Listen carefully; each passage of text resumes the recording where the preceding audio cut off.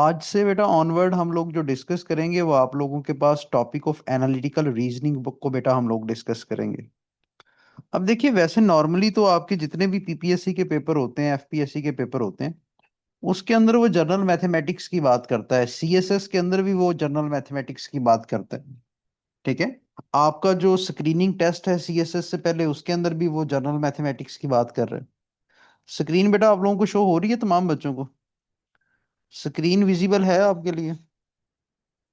बेटा जल्दी बताइएगा, जरा रिस्पॉन्ड कीजिएगा ना। आपकी ऑनलाइन क्लास का ये कतई मतलब नहीं है कि आप बात नहीं करेंगे ना। आप मीन्स डैट के आप लिखेंगे नहीं।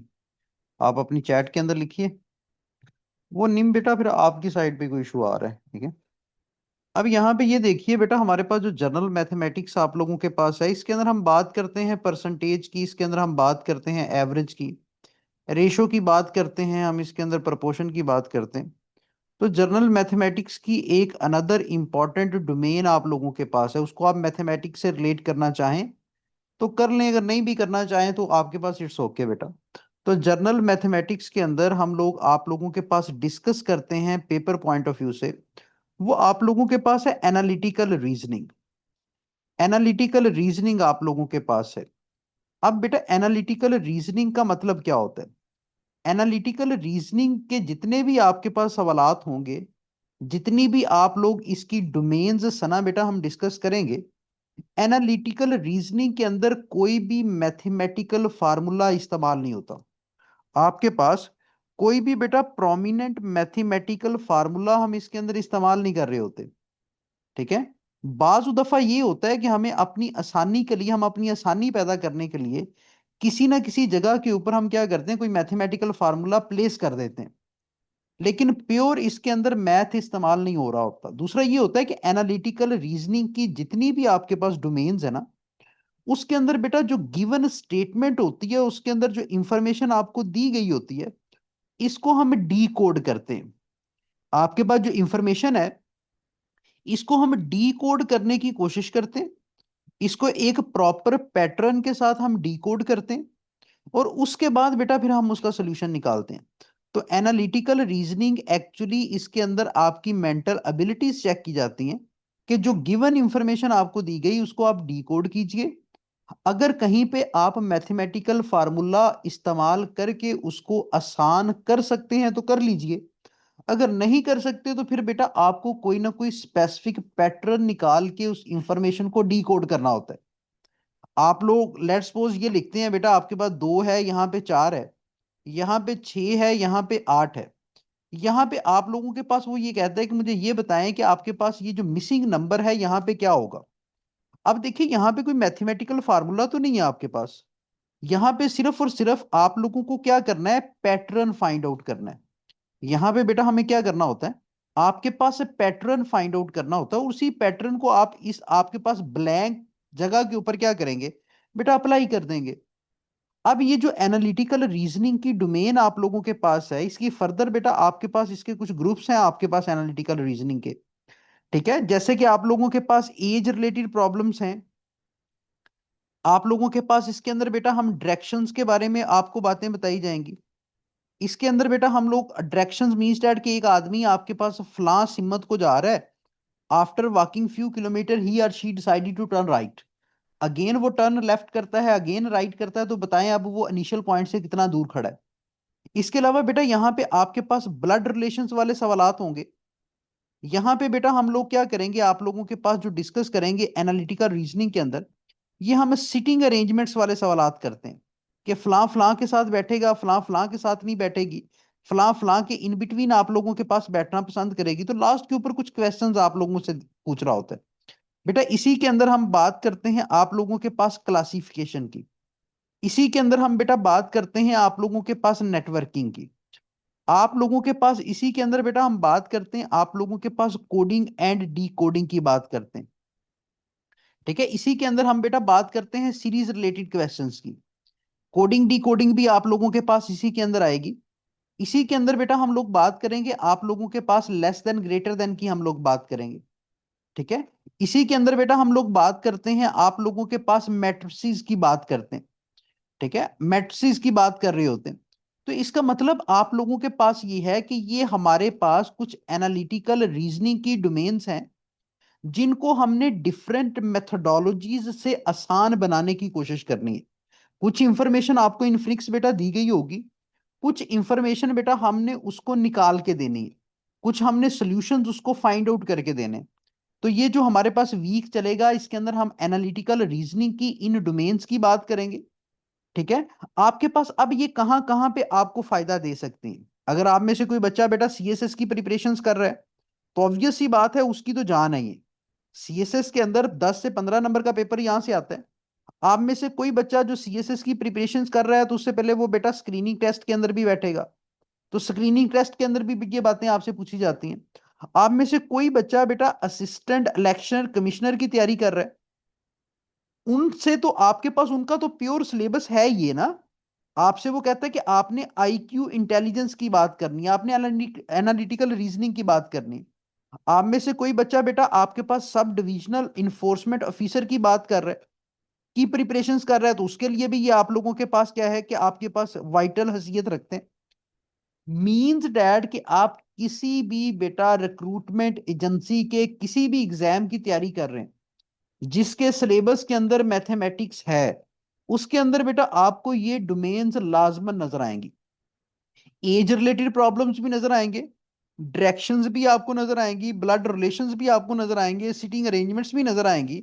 और इसके अलावा अनिका बेटा हमें दूसरी आप लोगों के पास जो डोमेन्स हैं जो मैंने यहाँ पे लिखी, ये भी आप लोगों को वहां पे क्या करेंगी नजर आएंगी। ठीक है, ये भी हमें क्या होंगी वहां पे आप लोगों को हम इसको फिगर आउट कर सकेंगे। ठीक है आपके पास। अब यहाँ पे वन बाय वन हम इसको देखेंगे। मैथमेटिक्स आजम बच्चे आपको विदाउट प्रैक्टिस आ ही नहीं सकता।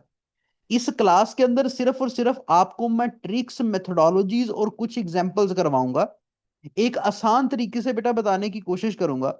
उसके बाद जब तक आप प्रैक्टिस नहीं करेंगे उस एग्जामिनेशन हॉल के अंदर बैठ के बेटा उस शॉर्ट टाइम के अंदर उस सवाल को आप अटेम्प्ट कर ही नहीं पाएंगे।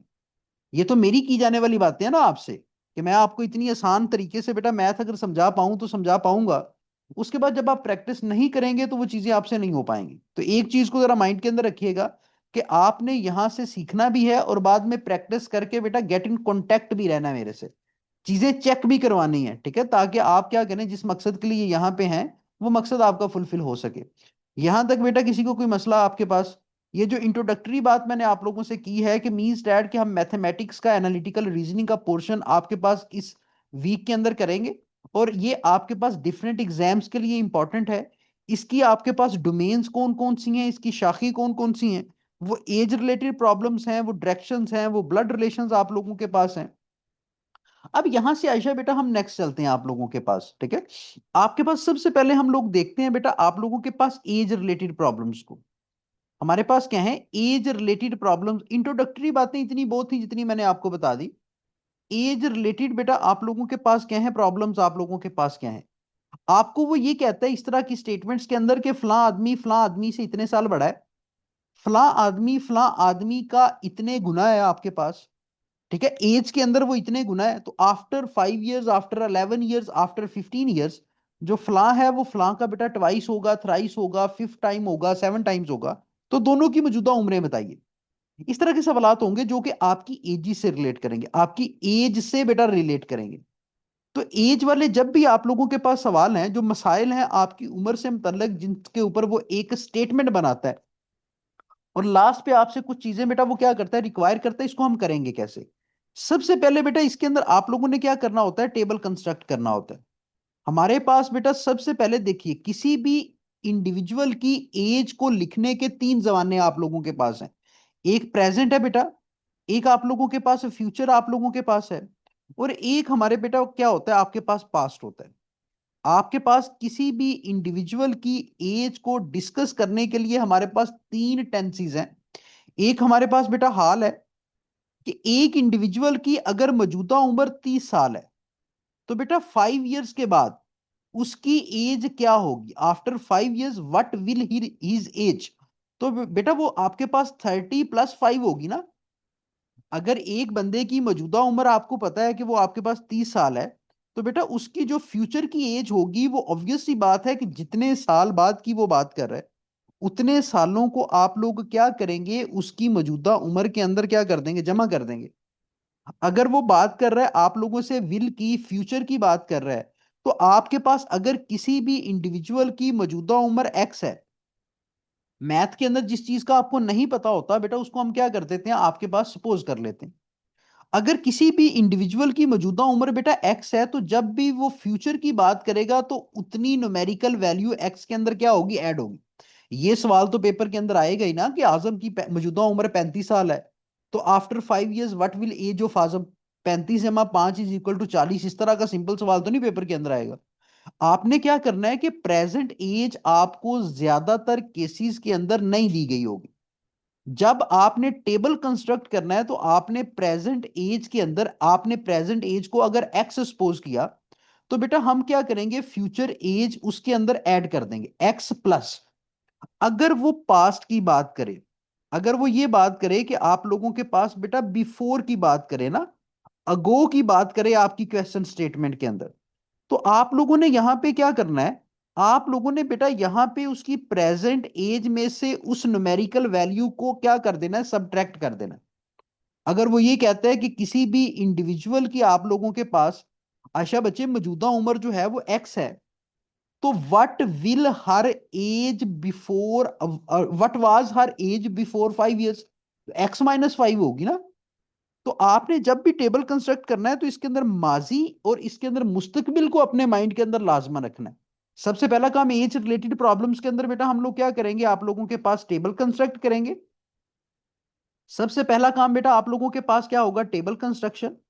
अब देखिए बाज का आप लोगों के साथ वो कुछ और खेल भी खेलता है। वो ये है कि वो आपको ये कह दे कि फादर इज, इस स्टेटमेंट को जरा समझिएगा, father is 5 times older than, 5 times older than his son. जो बाप है वो अपने बेटे से 5 गुना बड़ा है। तो बेटा इसको जब आप मैथमेटिकल फॉर्म के अंदर लिखेंगे, रियाजी की शक्ल के अंदर इसको लिखेंगे, आप क्या करेंगे, इसको सॉल्व करने के लिए बेटा रियाजी की शक्ल के अंदर जब लिखेंगे, तो आप ऐसे लिखेंगे ना कि father is equal to 5 times of son. आपके पास क्या है, 5 times ऑफ सन आप लोगों के पास मोहम्मद शफी बेटा है। कि मींस दैट कि जब आप लोगों को वो इस एक क्वेश्चन स्टेटमेंट के अंदर, आपको क्वेश्चन स्टेटमेंट के अंदर बेटा वो ये कह दे, नहीं यहां पे अभी एक्स की बात नहीं हम कर रहे, आपको वो ये कहता है कि फादर जो है वो आपके अपने बेटे से 5 गुना बड़ा है।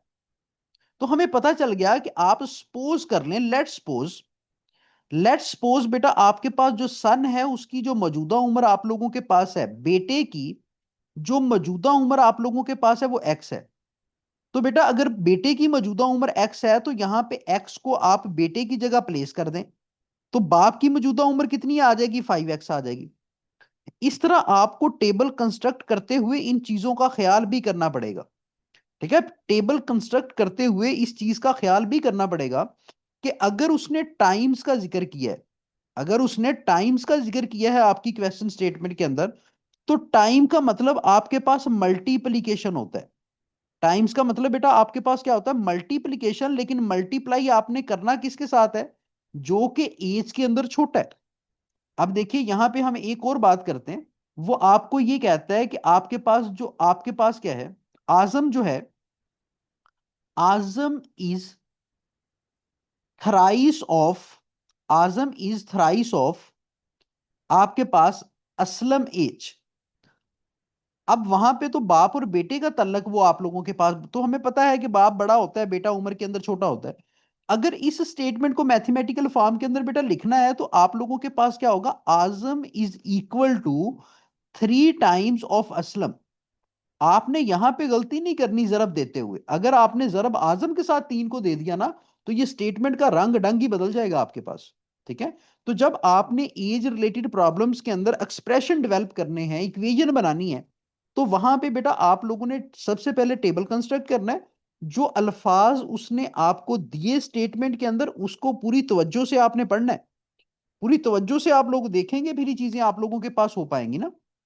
एक सिनेरियो और भी बेटा क्रिएट होता है, वो आप लोगों के पास क्या है, वो ये कहता है कि जो इकरा आप लोगों के पास है, Iqra is 10 years older than 10 years older than Ayesha आप लोगों के पास। अभी स्टेटमेंट हम सॉल्व नहीं कर रहे, अभी सिर्फ और सिर्फ आपको उसके अंदर इस्तेमाल होने वाली बेटा चीजें बता रहा हूं। वो कहता है कि जो इकरा है वो आयशा से 10 साल बड़ी है। यहां पे वो टाइम का जिक्र नहीं कर रहा, यहां पे वो ये जिक्र नहीं कर रहा है कि Iqra is 10 times older than Ayesha. बेटा देखिए आपके पास वो ये कह रहा है कि जो इकरा साहिबा आप लोगों के पास हैं ये आयशा से 10 साल बड़ी हैं। तो आयशा से 10 साल बड़ा होने का मतलब क्या है कि आयशा की उम्र के अंदर आप 10 को जमा करेंगे, Iqra is equal to Ayesha age plus 10 year. या फिर इसको लिखने का एक और अंदाज भी हो सकता है बेटा, आपके पास अगर आप इकरा की एज से 10 को माइनस कर दें तो वो भी तो आयशा की एज होगी ना आप लोगों के पास। अगर हम क्या करें, आपके पास इकरा की एज में से 10 को माइनस कर दें, ठीक है, तो ये भी तो आपके पास आयशा की एज होगी ना। तो ये लिखने के आपके पास दो अलग अंदाज हैं। अगर वो ओल्डर की बात करे, अगर यंगर की बात करे, तो बेटा वहां पे मल्टीप्लाई चीजें नहीं होंगी। अगर वो आपको ये कहे कि फला आदमी से इतने साल बड़ा है, तो फिर चीजें जमा माइनस ही होंगी आपके पास, ठीक है। अगर वो ये कहे कि फला आदमी से इतने गुना बड़ा है, तो फिर मल्टीप्लिकेशन आप लोगों के पास होगी। अगर आप इन चीजों को बेटा ग्रैब कर गए, इन चीजों को आपने माइंड के अंदर बैठा लिया, तो फिर हमारे लिए चीजें बहुत आसान है आप लोगों के पास। समन बेटा आप लोगों के पास कि हम इसको बड़ी आसानी से क्वेश्चन स्टेटमेंट्स के ऊपर अप्लाई कर देंगे। यहां तक बातें क्लियर जी आपको? जारा बच्चे तलहा उमर बेटा यहां तक बातें क्लियर आप लोगों को हैं?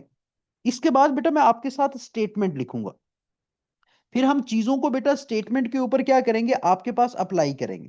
ठीक है, हम क्या करेंगे आपके पास स्टेटमेंट को, स्टेटमेंट के ऊपर बेटा हम लोग क्या करेंगे, इसको अप्लाई करेंगे। ठीक है, अब देखिए यहां पे आप लोगों के पास चीजें वो थोड़ी सी कॉम्प्लिकेटेड करके आप लोगों को बताएगा। आजम बच्चे देखिए, टाइम्स का मतलब आपके मैथ के अंदर ये होता है, टाइम्स का मतलब है बेटा आपके पास जरब, मल्टीप्लीकेशन। वो ये कह रहा है कि आपके पास जो फला आदमी है वो फला आदमी से इतने गुना बड़ा है, इतने टाइम्स वो ज्यादा है उससे। ठीक है, आपके पास तो बेटा हम इसके अंदर क्या करते हैं कि वो कहता है कि A is 3 times of B, A is 3 times of बेटा आप लोगों के पास क्या है, बी आप लोगों के पास है। तो इसको क्या लिखें, ए इज बेटा आप लोगों के पास वो 3 गुना है किस से, बी के। ऐसे लिखेंगे ना आप लोग, मैथमेटिकल फॉर्म बन गई ना आपके पास, a is equal to 3 times of b बेटा आप लोगों के पास। तो मल्टीप्लीकेशन का जो कंसेप्ट है वो सिर्फ वहीं पे आएगा जहां पे आप लोगों के पास क्या होगा, आप लोगों के पास बेटा टाइम्स का या ऑफ का वर्ड आप लोगों से वो क्या करेगा, आप लोगों को देगा। ठीक है, अब हम यहाँ पे बेटा क्या करते हैं, आप लोगों के पास कुछ क्वेश्चन स्टेटमेंट मैं आपके सामने लिख देता हूँ, फिर उन क्वेश्चन स्टेटमेंट्स को बेटा हम क्या करते हैं, आप लोगों के पास स्टेप बाय स्टेप क्या करते हैं, सॉल्व करते हैं। एज रिलेटेड प्रॉब्लम्स इनको हम लोग कहते हैं आप लोगों के पास। अब देखिए बेटा वो ये कहते हैं, आप लोगों को ये कह रहा है कि आपके पास जो सबसे पहला सवाल आप लोगों के पास है, क्वेश्चन स्टेटमेंट्स हम लिखेंगे कि फादर इज, आपके पास क्या है कि फादर इज, देखिए स्टेटमेंट के अंदर कुछ चीजें आपको दी गई होती हैं, कुछ चीजें बेटा वो आपसे रिक्वायर कर रहा होता है। अगर आपने गिवन इंफॉर्मेशन को प्रॉपर एक्सट्रैक्ट कर लिया तो आप बड़े आसानी से बेटा उसका सोल्यूशन फाइंड आउट कर सकते हैं। 3 times as old as his son, वो कहता है कि अगर आप आज की बात करें, मौजूदा उम्र की बात करें ना, तो जो फादर है वो अपने बेटे से 3 गुना है। इसके बाद बेटा वो ये कहता है कि after 15 years after 15 years the father will be twice, the father after 15 years the father will be twice, father will be आप लोगों के पास क्या होगा बेटा, वो डिवाइस होगा किसके, as old as his son, as old as his son. तो आप क्या करें, बाप की मौजूदा उम्र बताएं, फादर की आप लोग क्या करें, मौजूदा उम्र मुझे निकाल के दें। अब क्वेश्चन स्टेटमेंट आपके सामने आ गई, हम इनसे इसका सोल्यूशन निकालेंगे, कैसे निकालेंगे, इसको ब्रेक करेंगे बेटा। वो कह रहा है कि अगर मौजूदा टाइम की बात करें तो जो बाप है वो बेटे से बेटा क्या है, 3 गुना है। तो इसका मतलब यह है कि सबसे पहले जब आप अस्मा बेटा यहां पे क्या करेंगे, टेबल कंस्ट्रक्ट करेंगे तो जो प्रेजेंट एज ऑफ फादर आप लोगों के पास है वो भी हमें मालूम होनी चाहिए, आपके पास जो सन की मौजूदा उम्र है वो भी हमें पता होनी चाहिए। लेकिन उसने तो आपको ये कहा, उसने आपको सिर्फ ये बताया है कि जो फादर साहब हैं वो 3 गुना है किससे, आप लोगों के पास सन से। फादर इज 3 टाइम्स ऑफ सन। अभी सिर्फ यहां तक हम चीजों को बेटा कर रहे हैं, यहां तक चीजों को कर रहे हैं, ठीक है। अब आपको सन की मौजूदा उम्र नहीं पता तो हम यहां पे सपोज कर लेंगे कि बेटे की बेटा मौजूदा उम्र आप लोगों के पास क्या है, एक्स है। बेटे की मौजूदा उम्र हमारे पास क्या है, एक्स है। अब ये एक्स जो है ये आप सन की जगह बेटा प्लेस कर देंगे, तो हमारे पास बाप की मौजूदा उम्र क्या आ गई, फादर की बेटा आपके पास जो प्रेजेंट एज है वो हमारे पास क्या आ गई, 3x। सन की मौजूदा उम्र आपने एक्स कंसीडर कर ली है, बाप की मौजूदा उम्र आप लोगों ने 3x कंसीडर कर ली। आप लोगों ने क्या किया, 3x कंसीडर कर ली।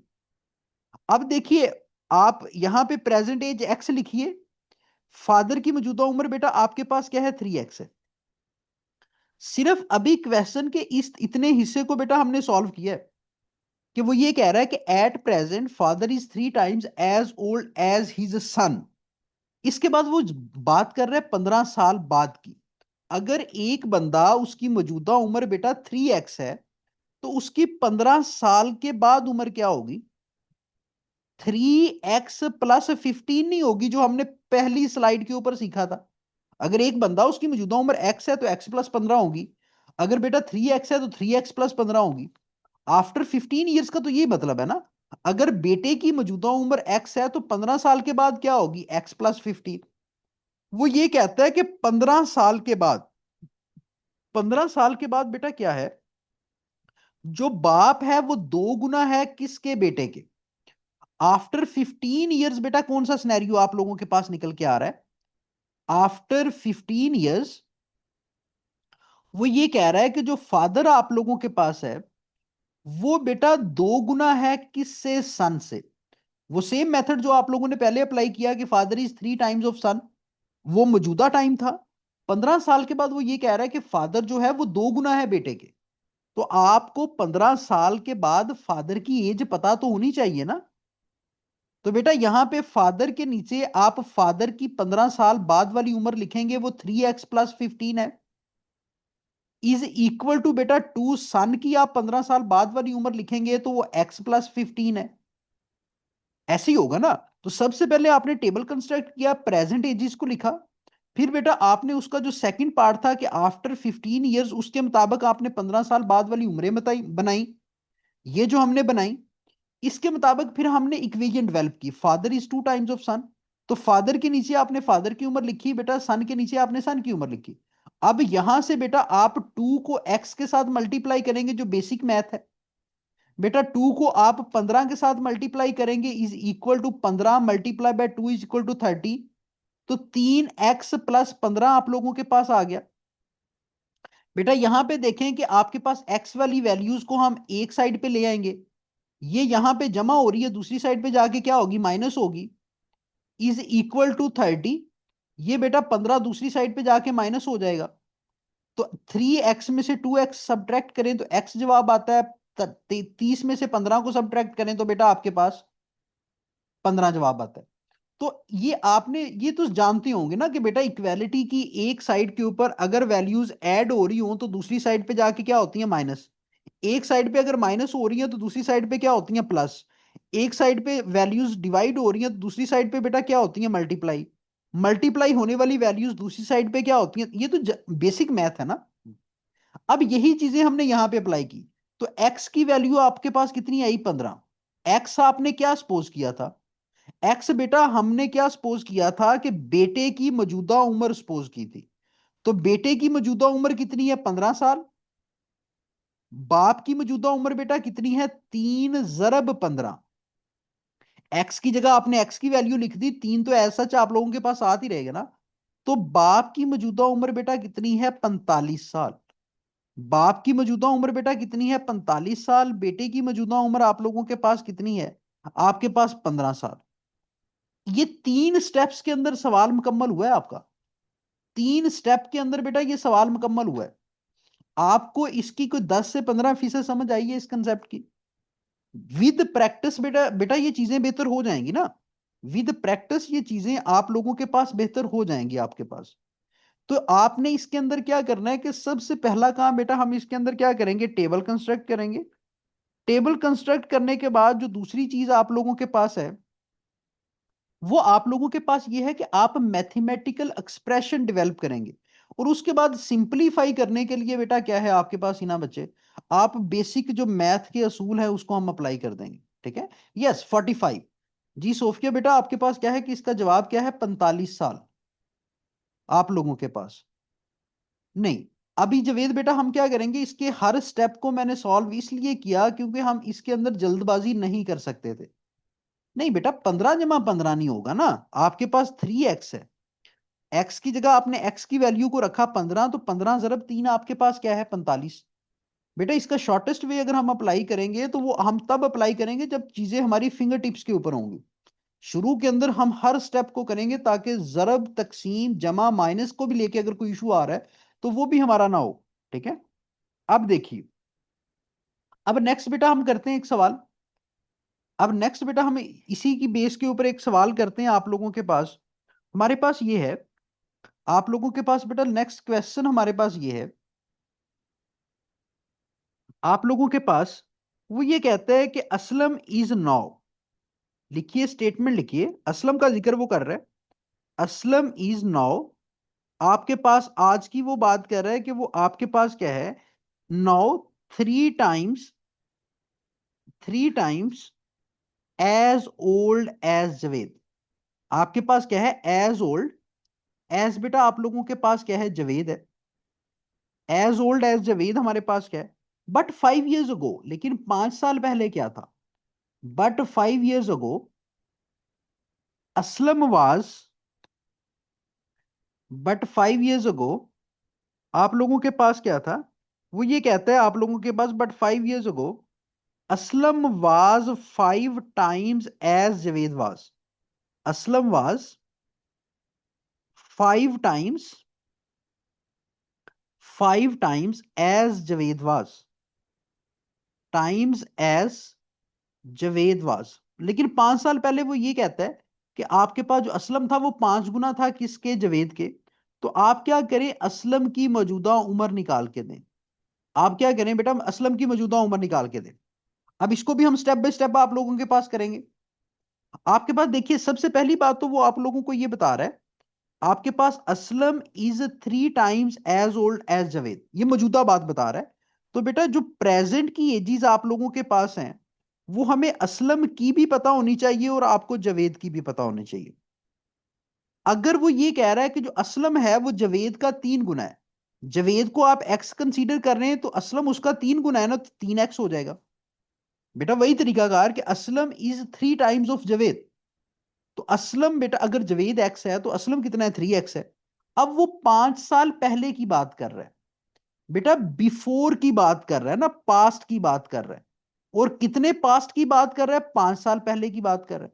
अगर एक बंदा उसकी मौजूदा उम्र बेटा 3x है, तो 5 साल पहले उसकी उम्र कितनी होगी, 3x - 5। एक बंदा उसकी मौजूदा उम्र बेटा आपके पास x है, तो 5 साल पहले कितनी होगी आप लोगों के पास, मरियम बच्चे आपके पास कितनी, x - 5। ऐसे ही है ना आप लोगों के पास। तो इसको हमने क्या किया, एक टेबल कंस्ट्रक्ट हो गया। अब पहला सवाल और दूसरे सवाल के अंदर आप ये देखें कि टाइम कंजम्पशन का कितना फर्क आया, क्योंकि वहां पे हमने कंसेप्ट सीख लिया। अब वो ये कह रहा है कि 5 years अगो, बेटा 5 साल पहले सिनेरियो क्या था, 5 साल पहले आपके ऊपर कंडीशन क्या थी कि जो असलम साहब थे वो बेटा आपके पास 5 गुना किसके थे, जवेद के। ये 5 साल पहले की बात बता रहा है। तो बेटा असलम के नीचे आप असलम की 5 साल पहले की उम्र लिखेंगे, 5 जवेद के नीचे बेटा आप क्या करेंगे, जवेद की 5 साल पहले की उम्र लिखेंगे। आप 5 को बेटा x के साथ मल्टीप्लाई करें तो 5x, 5x, 5 को बेटा आप 5 के साथ मल्टीप्लाई करें तो -25। ये माइनस ऐसा सच ही रहेगा ना, यहाँ पे प्लस है, प्लस माइनस क्या होते हैं, माइनस होते हैं। इज इक्वल टू बेटा 3x - 5। एक्स वाली वैल्यूज को एक साइड पे ले जाइए, यहां पे 5x है, ये +3x है, दूसरी साइड पे बेटा जाके क्या होगा, -3x। यहां पे -5 आप लोगों के पास है, ये 25 यहाँ पे क्या होगा, +25 हो जाएगा। 3x में से 5x में से 3x को सब्ट्रैक्ट करें तो 2x जवाब आता है। 25 में से 5 को बेटा निकालने तो आपके पास 20 जवाब आता है। यहां पे 2 इसके साथ मल्टीप्लाई हो रहा है ना, तो दूसरी साइड पे जाके क्या होगा बेटा, तकसीम होगा। तो x की वैल्यू आप लोगों के पास सोफिया क्या आई, 10 आई। और x आपने क्या सपोज किया था, जवेद साहब की मौजूदा उम्र। तो जवेद आपके पास 10 साल का है। असलम बेटा आपके पास क्या है, 3 × 10 = 30। कितना टाइम लगा इसको।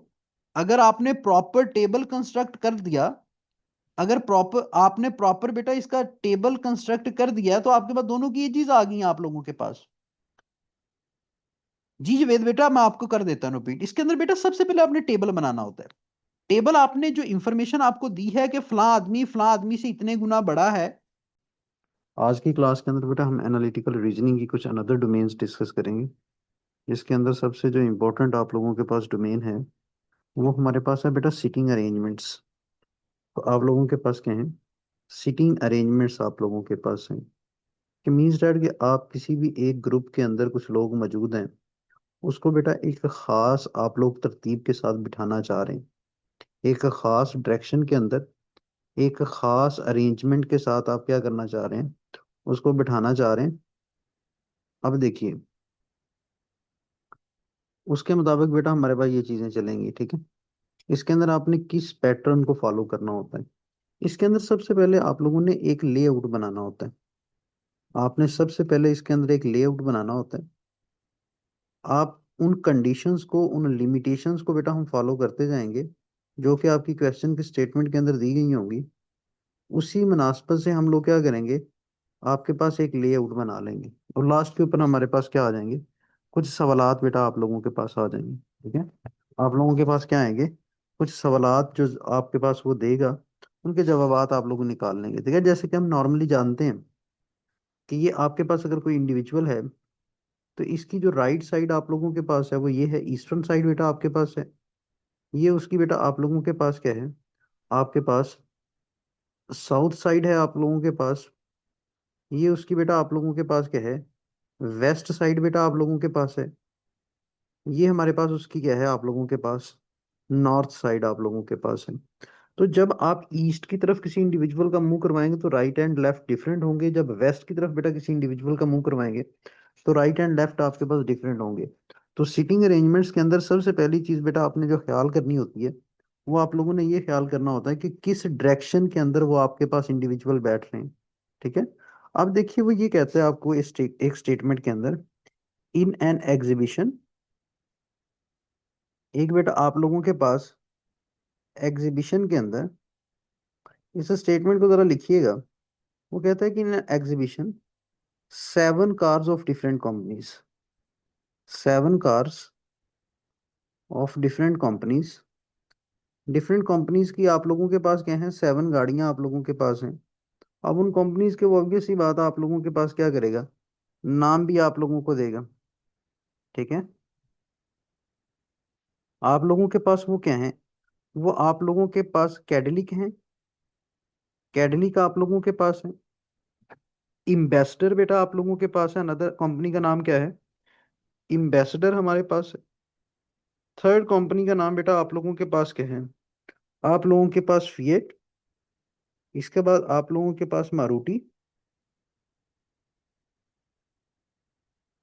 और उसके बाद बेटा आप लोगों के पास मर्सिडीज।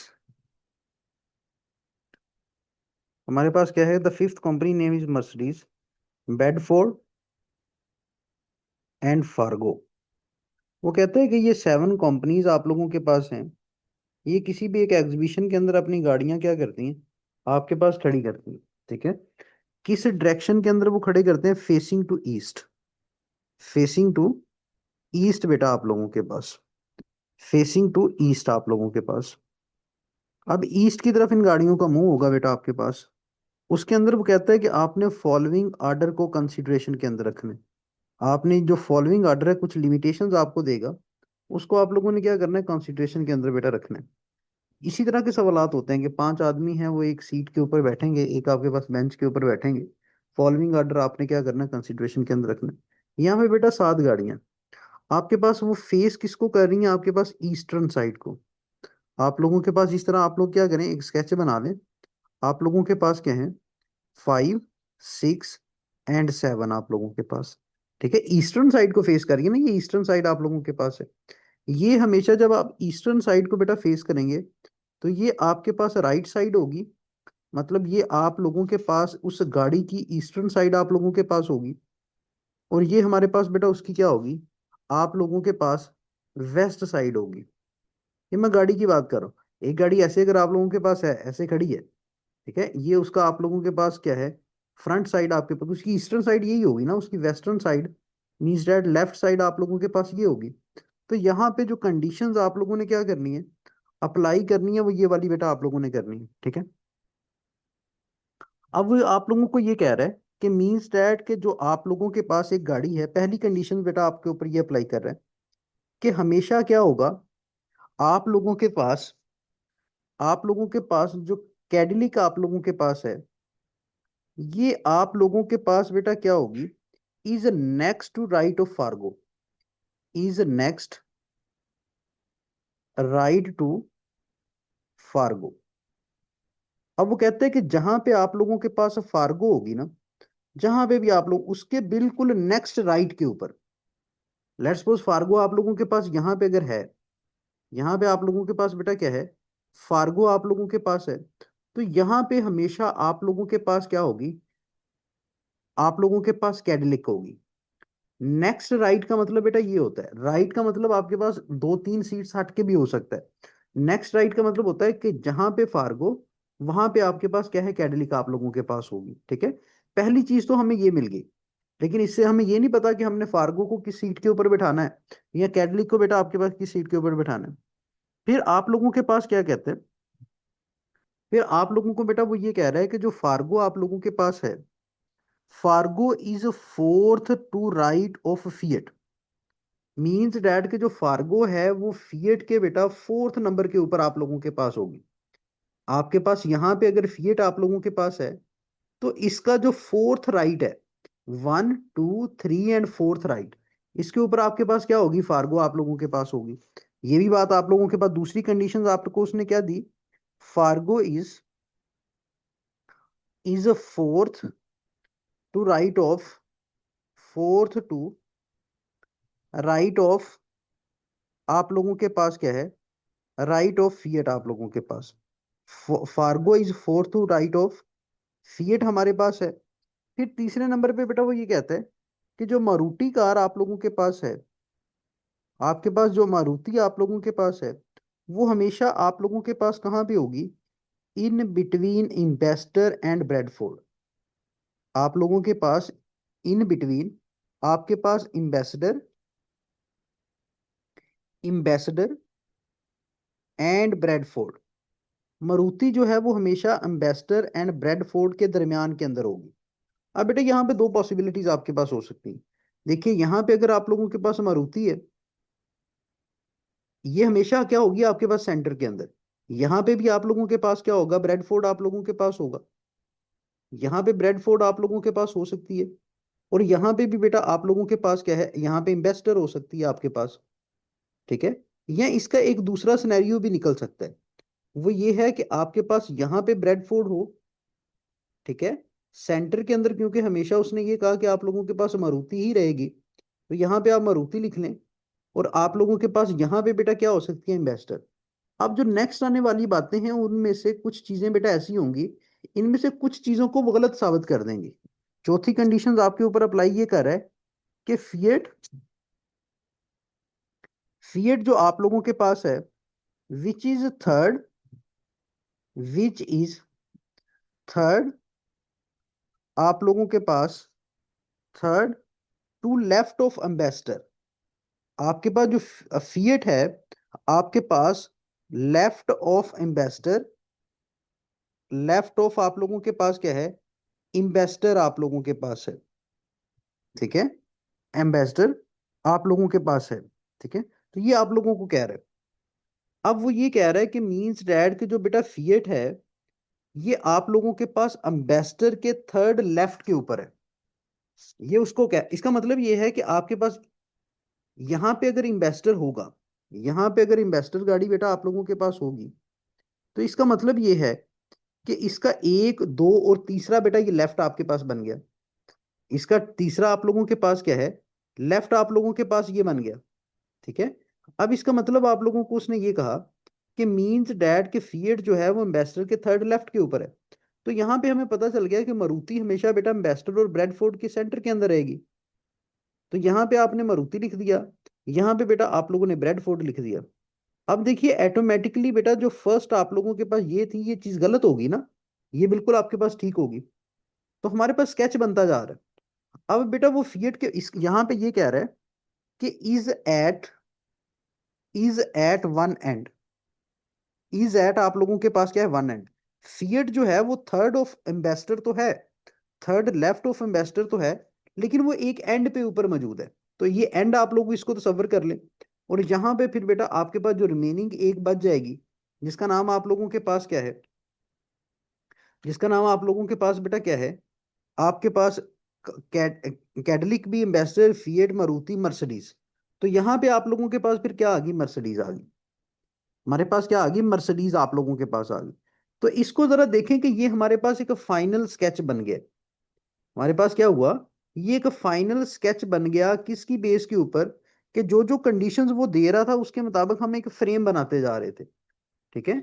हम क्या कर रहे थे, एक फ्रेम बनाते जा रहे थे। तो हमें ये पता चला कि आपके पास इस पोजीशन के ऊपर फिएट आप लोगों के पास होगी। ठीक है। इस पोजीशन के ऊपर बेटा हमारे पास क्या होगी, ब्रेडफोर्ड आप लोगों के पास होगी। यहाँ पे बेटा वेस्टर्न थर्ड साइड के ऊपर हमारे पास क्या है, मारुति आप लोगों के पास है। यहाँ पे आप लोगों के पास एम्बेसडर हमारे पास है। ठीक है। नेक्स्ट बेटा आप लोगों के पास क्या है, फार्गो हमारे पास है। ठीक है। नेक्स्ट आपके पास कैडिलिक हमारे पास है। और लास्ट के ऊपर बेटा आप लोगों के पास क्या है, मर्सिडीज आप लोगों के पास है। आप लोगों के पास क्या है, मर्सिडीज आप लोगों। तो हमारे पास ना ये एक स्केच बन गया आप लोगों के पास। आपने राइट लेफ्ट को बेटा कंसीडर किया। दो अल्फाज इसके अंदर गौर थे, एक आपके पास नेक्स्ट राइट।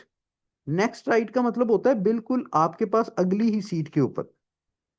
नेक्स्ट लेफ्ट का बेटा मतलब होता है बिल्कुल नेक्स्ट लेफ्ट के ऊपर। बेटा आप लोगों के पास नेक्स्ट लेफ्ट के ऊपर। तो ये आपके पास जब एक स्केच बन गया, तो अब बता दें कि वो ये कह रहा है कि जो कैडली का आप लोगों के पास है, इसकी दोनों साइडों के ऊपर कौन सी गाड़ी है, एक साइड पे मर्सिडीज है, एक साइड पे वार्गो है। एक साइड पे आप लोगों के पास क्या है, मर्सिडीज है, एक साइड के ऊपर आप लोगों के पास क्या है, फार्गो आप लोगों के पास है। ठीक है। ये आपने चीजें इसके अंदर क्या करनी है, आप लोगों ने क्या करनी है इसके अंदर लाजमन बेटा क्या करनी है, याद करनी है कि आपने इसके अंदर स्केच कैसे बनाना है। आप लोगों ने इसके अंदर क्या करना है, स्केच कैसे बनाना है। स्केच बनाने बनाने के लिए बेटा आपने क्या करना होता है, डायरेक्शंस को मद्देनजर रखना होता है। आप लोगों ने क्या करना होता है, डायरेक्शंस को कंसीडरेशन के अंदर बेटा आप लोगों ने रखना होता है। ठीक है। तक बेटा आपको इस चीज की समझ आई कि सीटिंग अरेंजमेंट्स के अंदर बेटा आप लोगों के पास जैसे एनालिटिकल रीजनिंग की बाकी डोमेन्स हैं, कि आप लोगों को कुछ चीजों का पैटर्न ही फाइंड आउट करना पड़ता है। जब आप पैटर्न फाइंड आउट कर लेते हैं, तो फिर आप लोगों के पास जो नेक्स्ट क्वेश्चंस होते हैं, उसको हम आसानी से क्या कर लेते हैं, सॉल्व कर लेते हैं। जैसे ये आप लोगों के पास एक क्वेश्चन मैंने आप लोगों के सामने किया। ठीक है। अब जरा नेक्स्ट क्वेश्चन बेटा देखिएगा। आप लोगों को नेक्स्ट क्वेश्चन के अंदर वो ये कह रहे हैं, सीटिंग अरेंजमेंट्स का ही आप लोगों के साथ मैं सवाल करता हूँ। ठीक है। आप लोगों को वो ये कहते हैं कि फाइव गर्ल्स हमारे पास क्या है, five girls are sitting, five girls are sitting, are sitting on bench, five girls are sitting on a bench to be photographed, to be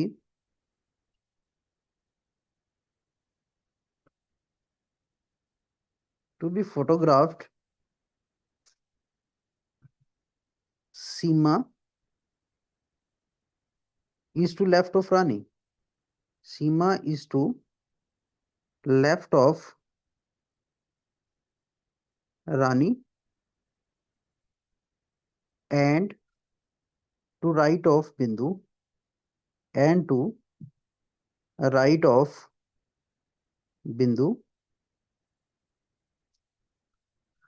Mary is to right of Rani, Mary is to right of, Mary is to right of Rani. फिर वो ये कहता है कि Rita is between Rani and Mary, Rita is between, आप लोगों के पास क्या है, Rani and Mary, Rani and Mary. ये आपको एक सीटिंग अरेंजमेंट का वो सवाल दे रहा है। वो ये कह रहा है कि मुझे ये बताएं कि who is in middle of photograph, आपके पास इस फोटोग्राफ के मिडल के अंदर कौन आएगा। ठीक है। इसके बाद देखिए, इसको भी आप लोगों ने क्या करना है कि एक बेंच के ऊपर आपके पास 5 लड़कियां बैठी हैं, टू बी फोटोग्राफ। अब देखिए, हमें यहाँ पे आपके पास एक डायरेक्शन को कंसीडर करना है। वो हमारे पास क्या है, स्ट्रेट डायरेक्शन आप लोगों के पास है। ये आप लोगों के पास देखिए 5 लड़कियां हैं, वो आपके पास एक स्ट्रेट डायरेक्शन के अंदर बैठेंगी। ये इनका बेटा आप लोगों के पास राइट होगा, ये इनका आप लोगों के पास क्या होगा, लेफ्ट होगा।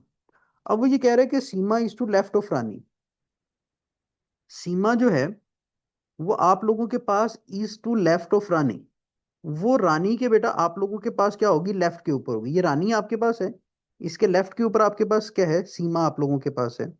फिर वो ये कहता है and is to right of Bindu, Seema जो है वो रानी के लेफ्ट के ऊपर है, लेकिन बिंदु के आपके पास क्या है, राइट के ऊपर। बिंदु का राइट तो बेटा आपके पास यही बनेगा ना, और आपके पास रानी का जो लेफ्ट है वो आप लोगों के पास यही बनेगा, तो आपने पहली कंडीशन को लिख लिया। फिर वो आप लोगों को ये कह रहा है कि Mary is to right of Rani, Mary is to right of आप लोगों के पास क्या है, रानी आप लोगों के पास है। ठीक है। मैरी जो है वो रानी के बेटा आप लोगों के पास क्या है, राइट के, ये मैरी आपके पास है, ये रानी बेटा आप लोगों के पास है। मैरी जो है वो आपके पास रानी के राइट के ऊपर आ गई। अभी तक हमें ये नहीं पता चला कि हमने इनको फिक्स कहाँ पे करना है। फिर वो ये कह रहा है कि रीटा, रीटा साहबा जो है वो बेटा आप लोगों के पास रानी और मैरी के बेटा आप लोगों के पास क्या है, आपके पास दरमियान के अंदर है। रीटा साहबा जो है वो आपके पास क्या है, आप लोगों के पास दरमियान के अंदर है। तो बेटा यहाँ पे देखिए हमारे पास एक प्रॉपर स्केच ये बन गया। आप इस चीज को, पहली कंडीशन को यहाँ पे अप्लाई कर दें, यहाँ पे बिंदु आप लोगों के पास आ जाएगी, यहाँ पे हमारे पास क्या आ जाएगी, सीमा। यहाँ पे बेटा आप लोगों के पास क्या है, रानी आप लोगों के पास है। यहाँ पे आप लोगों के पास बेटा रीटा आप लोगों के पास है। यहाँ पे आप लोगों के पास क्या है, मैरी है। अगर आप बिंदु को कहीं और पे शिफ्ट करते हैं तो फिर बेटा बाकी कंडीशंस पूरी नहीं हो सकेंगी। तो हमारे पास एक प्रॉपर स्केच बन गया ना आप लोगों के पास। आपने कंडीशंस को 1 बाय 1 ओके किया, तो हमारे पास बेटा क्या हुआ, आप लोगों के पास एक स्केच बन गया। इसी स्केच की बेस के ऊपर हम क्या करते हैं, आप लोगों के पास नेक्स्ट आंसर कर देते हैं। तो आपने इसके अंदर इस तरह के सवालात के अंदर बेटा हमेशा क्या करना होता है, एक फ्रेमवर्क ही बनाना होता है।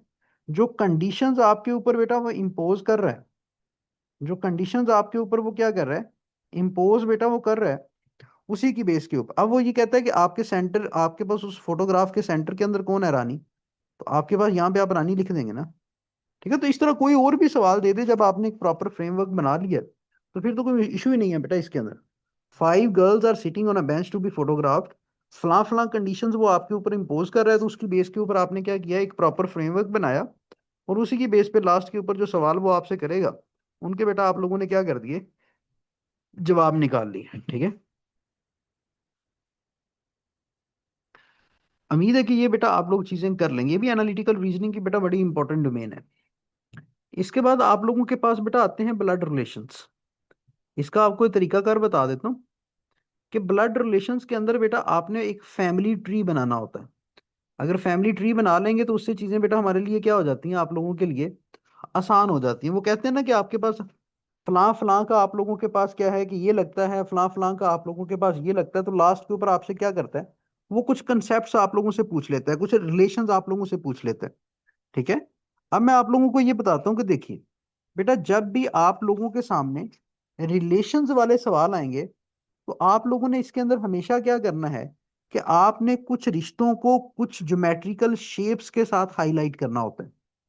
जब भी वो आपसे बात करे बेटा, मदर की बेटी की बात करे, आपसे बहन की बात करे, मतलब किसी भी फीमेल रिश्ते की वो बात करे, तो वहां पे आप लोगों ने सर्कल ड्रा कर देना है। वहां पे आपने क्या करना है, सर्कल ड्रा करना है। ठीक है। उसके बाद बेटा अगर वो आपके पास किसी भी मेल रिश्ते की बात करे, आपके पास किसकी बात करे, किसी भी मेल रिश्ते की बात करे, बेटे की बात करे, खावंद की बात करे, बाप की बात करे, ठीक है, आपके पास, तो वहां पे बेटा आप लोग को कोशिश करें कि वहां पे स्केयर ड्रा कर दें। जब फैमिली ट्री ट्री बना लेंगे तो फिर चीजें बेटा हमारे लिए क्या हो जाती हैं, आसान हो जाती हैं। अब वो क्या ये कहता है कि आपके पास ए मैरीज टू बी, ए जो आप लोगों के पास है, ए आप लोगों के पास मैरिज टू बी, ए की जो शादी है वो बी से हुई। ठीक है। तो यहां पे जरा ये देखिएगा कि ए का आप लोगों के पास क्या है, ए आप लोगों के पास, इसको आप फीमेल तस्वर करें। ए की शादी बेटा किसके साथ हुई, बी के साथ।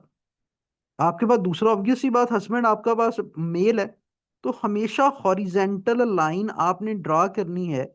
जब किसी भी रिलेशन के किसी भी बेटा आपने इंडिविजुअल्स को मैरिज रिलेशन के अंदर दिखाना है।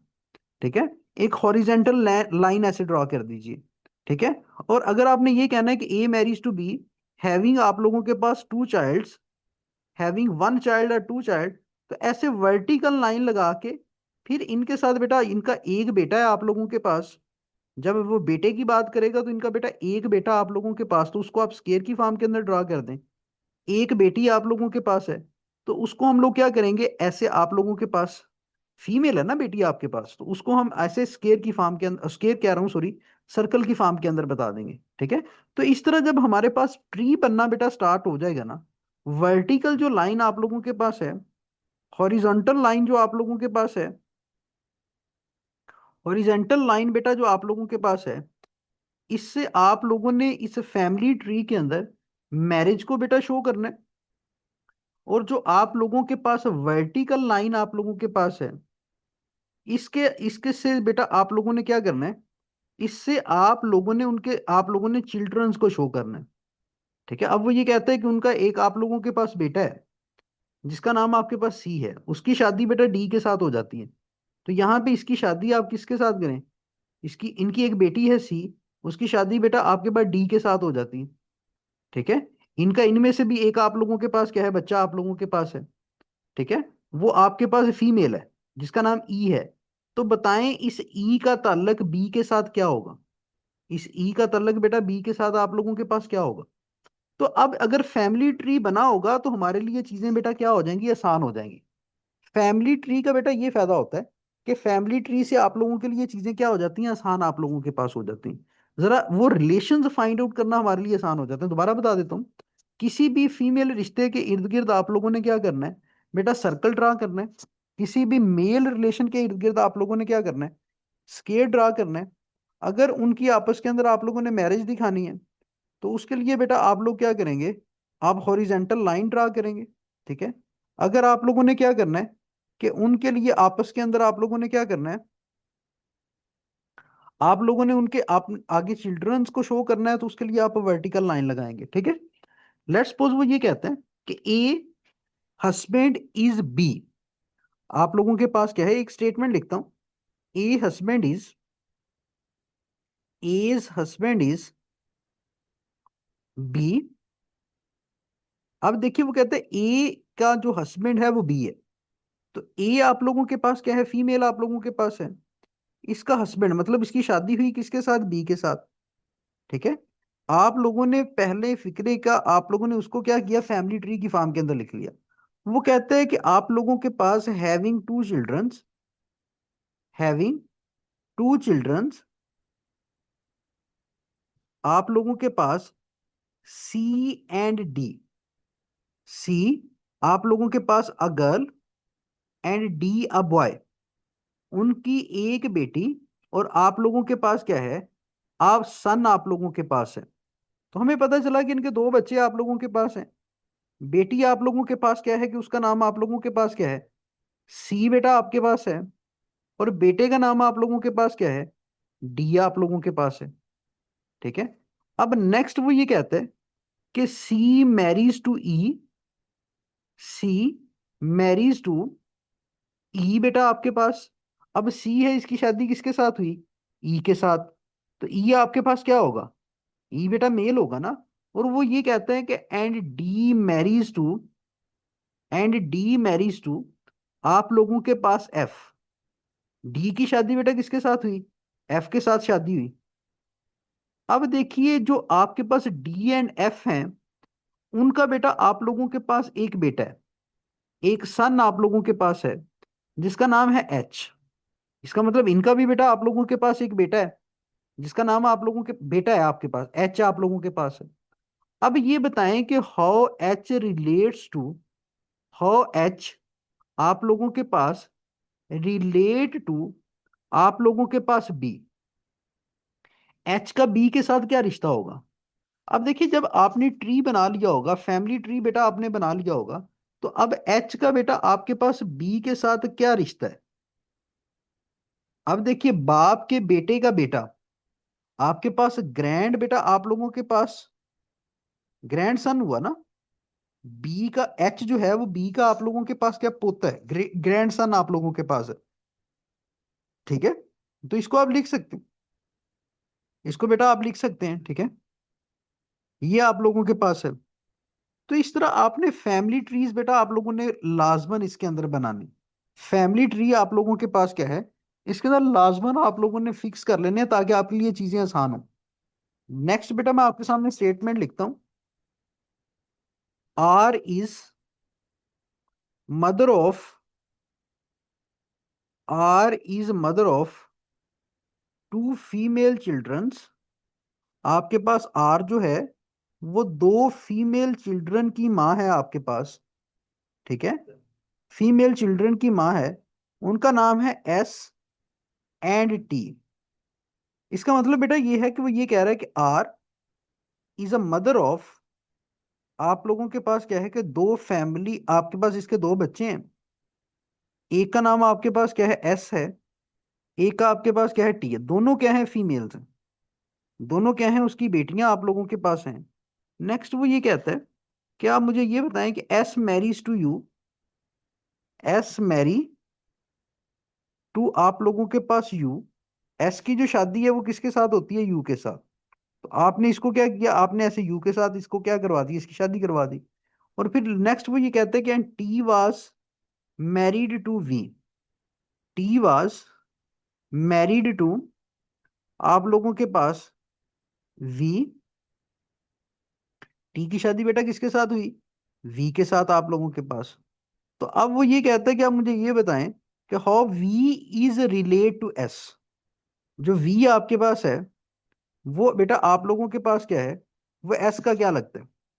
ये दोनों बहनें हैं ना, टी बेटा एस की बहन है, तो आपके पास टी का जो हस्बैंड है वो आप एस का क्या लगेगा? आपके पास ब्रदर इन लॉ ही लगेगा ना आप लोगों के पास, जिसको आप बहनोई कहते हैं। ठीक है, तो ये बेटा आप लोगों के पास है। इस तरह फैमिली ट्रीज बना के हमारे लिए चीजें लिखना करना बेटा क्या हो जाती हैं, आसान हो जाती हैं। तो ब्लड रिलेशंस वाले सवालात के अंदर आप लोगों ने क्या करना है, प्रोमिनेंटली बेटा क्या करनी है, आप लोगों ने फैमिली ट्रीज लाजमन बनाने हैं। ये बाज दफा बेटा सीएसएस के पेपर्स के अंदर भी बेटा आप लोगों के पास आ जाते हैं। सीएसएस के पेपर के अंदर भी बेटा आप लोगों के पास ये आ जाते हैं। ठीक है, तो इसको आप लोगों ने क्या करना है, याद रखना है। ठीक है, इनको आप लोगों ने क्या करना है, प्रोमिनेंटली याद रखना है।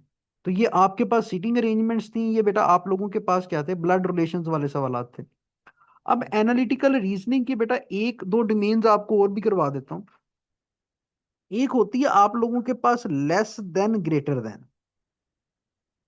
लेस देन ग्रेटर देन को बेटा हम लोग कैसे कवर करते हैं? अब देखिए एनालिटिकल रीजनिंग के अंदर मोस्ट ऑफ टाइम बेटा आप लोगों के साथ वो न्यूमेरिकल वैल्यूज बड़ी कम शेयर करता है। वो सिर्फ और सिर्फ आपको कुछ क्या करता है, कंपैरिजन आप लोगों को बता रहा होता है। तो जब लेस देन ग्रेटर देन की वो बात करेगा तो वो ये कहेगा कि आपके पास जो फलां इंडिविजुअल है वो फलां इंडिविजुअल से इतने गुना बेटा आप लोगों के पास क्या है, बड़ा आप लोगों के पास है। वो दूसरा इंडिविजुअल तीसरे इंडिविजुअल से बेटा इतने गुना आप लोगों के पास बड़ा है। तीसरा इंडिविजुअल चौथे इंडिविजुअल का आप लोगों के पास हाफ है। चौथा इंडिविजुअल बेटा आपके पास पांचवें इंडिविजुअल का आप लोगों के पास हाफ है। तो बताएं कि इनमें से इक्वल इन वेट कौन आप लोगों के पास है। अब वो इक्वल इन वेट आपसे पूछ रहा है, ये नहीं पूछ रहा कि आप जो इक्वल इन वेट है उनका वजन बताइए। तो ये जो आपके पास ऊपर नीचे की वो बातें कर रहा होता है ना, लेस देन ग्रेटर देन की बेटा वो बातें कर रहा होता है, इसके अंदर वो मोस्टली आप लोगों से कंपैरिजन पूछ रहा होता है। ठीक है, आप लोगों से क्या बात कर रहा होता है, कंपैरिजन की सेंस के अंदर बेटा वो बात कर रहा होता है। लेट्स सपोज वो ये कहता है, एक सवाल इसका हम करेंगे, आपको ये समझ आ जाएगी। बेटा वो आप लोगों को ये कह रहा है कि अहमद, हमारे पास क्या है, अहमद अली, आप लोगों के पास अकबर नासिर एंड शहबाज, अकबर नासिर एंड बेटा आप लोगों के पास क्या है, शहबाज, वो एक क्लास के अंदर पढ़ते हैं, उनकी डिफरेंट हाइट्स हैं, डिफरेंट आपके पास क्या है, वेट है। अब वो पहली बात आप लोगों को ये कहते हैं कि जो आप लोगों के पास Ahmad was thrice as much as of Ali, Ahmad was, आप लोगों के पास Ahmad was thrice, Ahmad was thrice as much as आप लोगों के पास क्या है, अली आप लोगों के पास है। ठीक है, इसके बाद वो ये कहता है कि जो अली का वजन है, अली वेज आप लोगों के पास 5 times as much as Akbar, times as much as आप लोगों के पास क्या है, अकबर आप लोगों के पास है। फिर वो ये कहता है कि जो अकबर वेस है आप लोगों के पास, अकबर जो वेस है वो half as much as Nasir, was half as much as आप लोगों के पास क्या है, नासिर आप लोगों के पास। ठीक है, इसके बाद वो ये कह रहा है कि Nasir was half as much as, Nasir was half as much as Shahbaz. ठीक है, अब वो आप लोगों को ये कह रहा है कि मुझे ये बताएं कि इन सब में से हैवीएस्ट बेटा आप लोगों के पास कौन है, इन पांचों में से आप लोगों के पास लाइटेस्ट कौन है, सबसे हल्का बेटा आप लोगों के पास कौन है। ठीक है, अब इस तरह के सवालात वो आपको देगा। तो बेटा इस तरह की स्टेटमेंट को आप लोगों ने सबसे पहले मैथमेटिकल फॉर्म के अंदर कन्वर्ट करना है। वो आपको ये कह रहा है कि अहमद जो साहब हैं वो बेटा आपके पास 3 गुना है किससे, अली से। अहमद जो वेस है वो थ्राइस ऑफ अली आप लोगों के पास है ना। फिर आप लोगों को ये कह रहा है कि जो अली का वजन आप लोगों के पास है वो 5 गुना है किसके, अकबर के। Ali is equal to 5 into Akbar बेटा आपके पास। फिर वो ये कह रहा है कि जो अकबर का वजन आप लोगों के पास है वो आपके पास नासिर का बेटा आप लोगों के पास क्या है, हाफ आप लोगों के पास है। अगर नासिर के वजन को 2 पे डिवाइड करें तो वो अकबर का वजन आता है। फिर वो ये कहता है कि जो नासिर का वजन आप लोगों के पास है ये बेटा शहबाज के वजन से भी आप लोगों के पास क्या है, हाफ आप लोगों के पास है। शहबाज के वजन से भी बेटा आप लोगों के पास क्या है, हाफ है। अब ये बताएं कि इनमें से हैवीएस्ट कौन है। अब बेटा आपके पास 5 लोग हैं, पांचों में से किसी भी एक बंदे का जो वजन है वो आप सपोज कर लें। सबसे आसान तरीका आपके पास ये होता है कि आप जो लास्ट इंडिविजुअल है जिसका कोई कंपैरिजन नहीं है, शहबाज, इसका जो वजन आपके पास है कोई भी एक न्यूमेरिकल वैल्यू आप सपोज कर लें। क्योंकि आपने तो वजन बताना ही नहीं है, आपने तो सिर्फ और सिर्फ ये बताना है कि सबसे हैवीएस्ट कौन है, सबसे लाइटेस्ट कौन है। दुनिया जहान की कोई भी वैल्यू आप सपोज करेंगे तो आपको सेम पैटर्न ही मिलेगा। अगर शहबाज 40 किलोग्राम का है तो बेटा 40 को जब आप हाफ करेंगे तो नासिर का वजन कितना आएगा, 20। नासिर कितने केजी का हुआ, 20 का। अगर नासिर का वजन बेटा 20 आ गया डिवाइडेड बाय 2, इसका मतलब अकबर का वजन बेटा आपके पास कितना है, 10 आपके पास। अगर 10 अकबर का वजन है आप लोगों के पास तो अली का वजन बेटा कितना होगा आप लोगों के पास, 50, क्योंकि वो उसका 5 गुना आप लोगों के पास है ना। अगर अकबर का, अली का वजन 50 है तो अहमद का वजन आप लोगों के पास कितना होगा, अहमद का वजन बेटा आप लोगों के पास कितना होगा, 150 आप लोगों के पास। तो इसका मतलब ये है कि आपने सिर्फ एक इंडिविजुअल के वेट को क्या किया, सपोज किया। हमारे पास तमाम के तमाम इंडिविजुअल्स के बेटा क्या आ गए, वेट आ गए। अब वो आपसे जो मर्जी पूछता रहे कि कौन हैवीएस्ट है, किन के वजन आपके पास बराबर हैं, डिसेंडिंग ऑर्डर लिखें या आप असेंडिंग ऑर्डर लिखें, आप तो सबके यहाँ पे बेटा इस बेस पे। अब आपके पास सबसे हैवीएस्ट कौन है, अहमद। इसी तरह का आपके पास नीचे आपके पास ऑप्शंस होंगे। सबसे लाइटेस्ट बेटा हमारे पास कौन, सबसे कम वजन किसका है आपके पास? अकबर का। ठीक है, तो ये चीजें आपने इस तरह बेटा आपने कंपैरिजन इनका कर लेना है, मैथमेटिकल फॉर्म के अंदर इनको कन्वर्ट कर लेना है। इनका आप लोगों ने क्या करना है, एक कंपैरिजन कर लेना है। ठीक है, इनका आप लोगों ने क्या करना है, एक कंपैरिजन आप लोगों ने इनका लाजमी कर लेना है। ठीक है, जहां तक बेटा आप लोगों को कोई सवाल हो, जहां तक बेटा आप लोगों को कोई क्वेश्चन है, तो आप लोग पूछ सकते हैं। Less than, greater then, blood relations, आप लोगों के पास सीटिंग अरेंजमेंट्स, बड़ी ही इंपॉर्टेंट डोमेन्स आप लोगों के पास हैं। बड़ी ही इंपॉर्टेंट डोमेन्स हैं बेटा आप लोगों के पास, सीएसएस को लेके, किसी भी वन पेपर को आप लोगों के पास लेके। यहां तक क्लैरिटी? यहां तक बेटा आप लोगों के पास क्लैरिटी है? एनालिटिकल रीजनिंग की आपके पास कंप्लीट डोमेन्स थी जो मैंने आपको करवाई। एक आप लोगों के पास ब्लड रिलेशंस थे। ठीक है,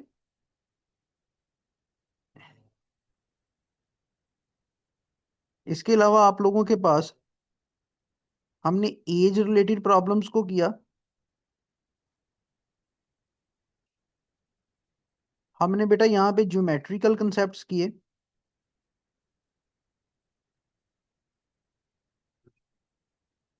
इसके अंदर बेटा आपने डायरेक्शंस वाला टॉपिक पढ़ा।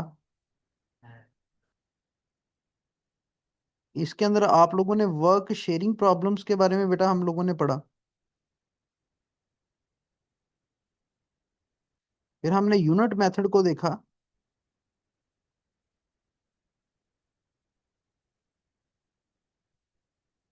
मैंने आपको कोडिंग डिकोडिंग बेटा करवाई।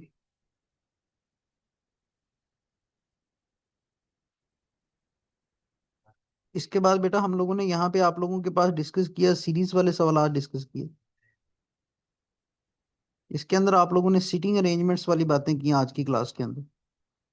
ठीक है, इसके अंदर बेटा हम लोगों ने बातें की आप लोगों के पास लेस देन ग्रेटर देन वाली आप लोगों ने बातें की। तो ये बेटा आपके पास इंपॉर्टेंट डोमेन्स थी जो मैंने आपके सामने कर दी। अब इसके अलावा कुछ बेसिक मैथ के टॉपिक्स हैं, जैसे परसेंटेज है, रेशो है, प्रोपोर्शन, आपके पास प्रोबेबिलिटी भी आपको करवा दिया। ठीक है, तो एक वीडियो आपको इस लेक्चर के अलावा मैं और भी फॉरवर्ड करूंगा, जिसके अंदर ये टॉपिक्स भी बेटा होंगे। वो सिर्फ वीडियो की फॉर्म के अंदर होंगे। तो ये तमाम का तमाम स्टफ जो आपकी 5 से 6 क्लासेस का था, एनालिटिकल रीजनिंग वाले बच्चों का सिर्फ, वो बेटा मैंने आपके सामने बयान कर दिया। यहाँ तक आपका ओवरऑल कोई भी क्वेश्चन हो तो आप लोग बेटा पूछ सकते हैं। तो क्लास के बाद भी अगर आप लोगों का टिल योर एग्जाम डे भी अगर आपका मैथ के अंदर कोई इशू हो तो आप बेटा डिस्कस कर सकते हैं।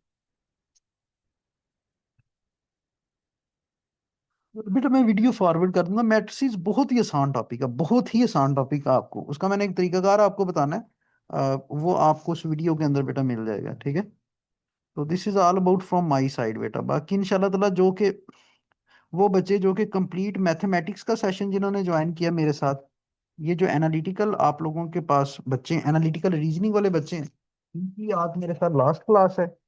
और जो बेटा आपके पास मैथमेटिक्स के बच्चे हैं, मैथमेटिक्स आप ले, वो आप लोग सर साबर साहब की किताब ले लें, साबर साहब, साबर हुसैन। मैट्रिक्स बेटा वो आपको वीडियो में फॉरवर्ड कर दूंगा, बहुत ही आसान सा टॉपिक। लेकिन आपको एडिशनल परसेंटेज, रेशो, प्रोपोर्शन, आपके पास एवरेज, ये बेटा आपके सिलेबस का हिस्सा नहीं है एनालिटिकल रीजनिंग वाले। तो लेकिन ये है कि ये मैं आपको वीडियो इजाफी दे दूंगा अगर आप मैथ की बेसिक्स को करना चाहें तो। ठीक है, यहाँ तक बेटा आपका कोई भी सवाल है तो आप पूछ सकते हैं। यहाँ तक कोई भी क्वेश्चन आपका है? जी बेटा मैं आपको एक पीडीएफ फॉर्म के अंदर इसकी एक प्रैक्टिस बुक सेंड कर दूंगा। ठीक है, अब आप लोगों ने क्या करना है कि जो आपका बेटा ग्रुप है जहाँ पे आपको लिंक मिलता था क्लास का, वहाँ पे आपने इस सेशन का एक फीडबैक सेंड कर देना लिख के आज। ये आप मेरी तरफ से आपको एक असाइनमेंट है कि कैसा रहा है आपका मैथ का सेशन। ठीक है, बाकी इंशाल्लाह ताला दुआओं में याद रखिएगा, अल्लाह ताला आपको कामयाब करें। ओके, अल्लाह हाफिज। जी बेटा कल की क्लास के अंदर हम डायरेक्शंस वाले सवालात को देख रहे थे। वो भी आपके पास एनालिटिकल रीजनिंग की एक बड़ी ही इंपॉर्टेंट डोमेन है आप लोगों के पास, जिसको हमने कल डिस्कस किया। कुछ ज्योमेट्रिकल कंसेप्ट्स थे वो मैंने आपके सामने रखे, फिर डायरेक्शंस को हमने समझा। और उन्हीं डायरेक्शंस की बेस के ऊपर बेटा हम क्या करते हैं, आप लोगों के पास कैसे फिगर आउट करते हैं किसको, आप लोगों के पास डिस्टेंस कैसे फाइंड आउट हम लोग कर रहे होते हैं। ठीक है, तो वो कल की क्लास के अंदर हमने बातें देखी। तो अभी आपके साथ स्क्रीन शेयर करता हूँ, फिर हम नेक्स्ट बेटा आपके पास एनालिटिकल रीजनिंग की एक डोमेन है, उसके बारे में डिस्कशन करते हैं और डिटेल से बेटा डिस्कशन करेंगे। ये जो आज हम बातें करेंगे ये आपके एनालिटिकल रीजनिंग की जो सबसे बेसिक आपके पास डोमेन है ना, सबसे बेसिक भी और सबसे इम्पोर्टेंट डोमेन, ये बेटा आपके पास वो डोमेन आप लोगों के पास है जिसको हम कहते हैं कोडिंग डिकोडिंग या सीरीज बातें कहते हैं।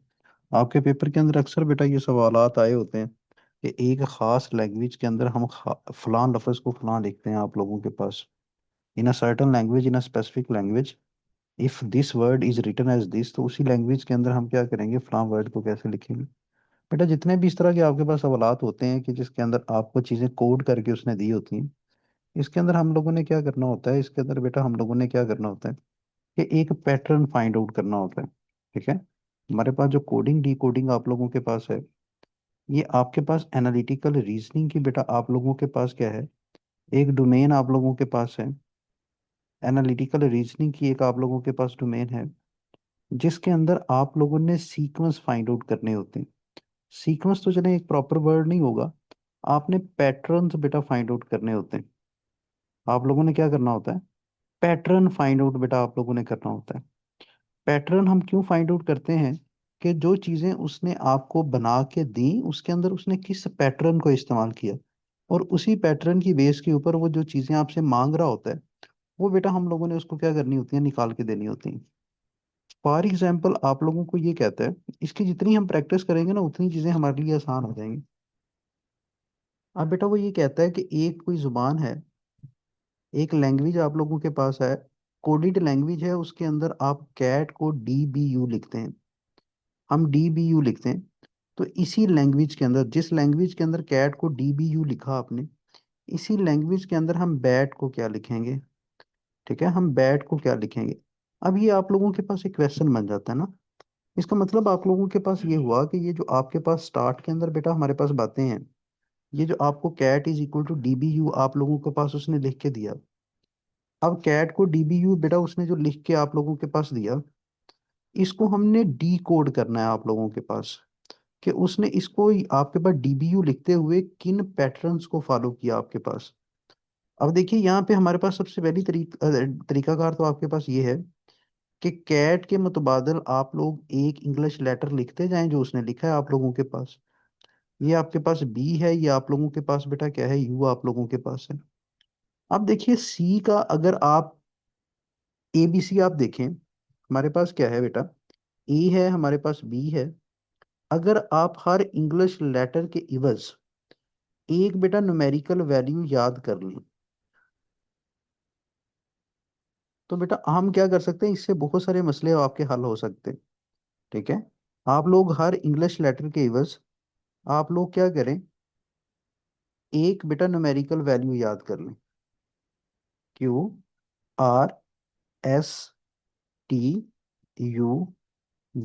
WX Y अगर नहीं भी इसको याद करना चाहते हैं तो इसको लिखने के लिए कोई ज्यादा टाइम तो नहीं लगेगा ना आप लोगों को, इसको आप लिख भी सकते हैं पेपर शीट के ऊपर। अब देखिए ए का नंबर अगर आपके पास 1 है, बी का नंबर 2 है, सी का नंबर आपके पास 3 है, डी का नंबर आपके पास 4 है। इसी तरह आगे आप 5 6 7 8 9 10 बेटा आप लोगों के पास, 11 के का नंबर आप लोगों के पास है, एल का नंबर बेटा आपके पास 12 है, M 13 है, एन आप लोगों के पास 14 है, 15 है आपके पास, 16 17 18 19 20 21 22 23 आप लोगों के पास, 24 है, 25 बेटा आपके पास है, और 26 हमारे पास है। तो हाँ, आपने हर इंग्लिश लेटर के इवज एक न्यूमेरिकल वैल्यू को याद किया, इससे आपके बहुत सारे पैटर्न्स बेटा निकल आएंगे। जैसे सी का अगर आप नंबर देखें तो बेटा ये हमारे पास 3 है ना, इसी तरह बेटा आपके पास जो डी है इसका नंबर हमारे पास 4 है, ए का नंबर आप लोगों के पास 1 है, बी का नंबर हमारे पास क्या है, 2 है, टी का नंबर हमारे पास कितना है बेटा आप लोगों के पास 20, और यू का नंबर हमारे पास क्या है, 21 है। इसका मतलब बेटा आप लोगों के पास क्या हुआ, इसका मतलब आपके पास ये हुआ कि इसके अंदर वो आप लोगों के पास +1 का पैटर्न फॉलो कर रहे हैं। आपके पास किसका पैटर्न फॉलो कर रहा है?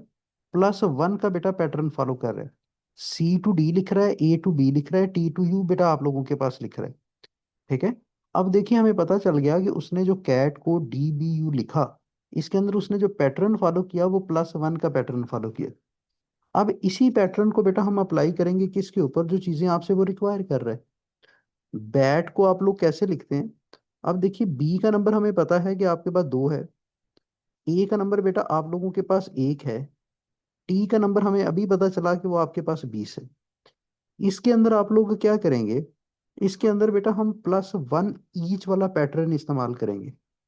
अब आप लोगों के पास बी के सामने बेटा कौन सा आएगा, जिस जो कि आपके पास तीसरे नंबर पे मौजूद है। यहाँ पे वो आएगा जो दूसरे नंबर पे है। यहाँ पे वो आएगा जो कि 21वें नंबर पे आप लोगों के पास है। तो तीसरे नंबर पे आपके पास सी है, दूसरे नंबर पे बेटा आपके पास बी है, और लास्ट पे आपके पास 21वें नंबर पे क्या है, यू है। तो हम कह सकते हैं कि एक खास जुबान जिसके अंदर आप कैट को DBU लिख रहे थे, उसी जुबान के अंदर बेटा हम बैट को क्या लिखेंगे, CBU लिखेंगे। तो ये हमारे पास क्या आ गया? ये हमारे पास आंसर आ गया आप लोगों के पास। ये हमारे पास बेटा आंसर, इसको आपने टिक कर देना है।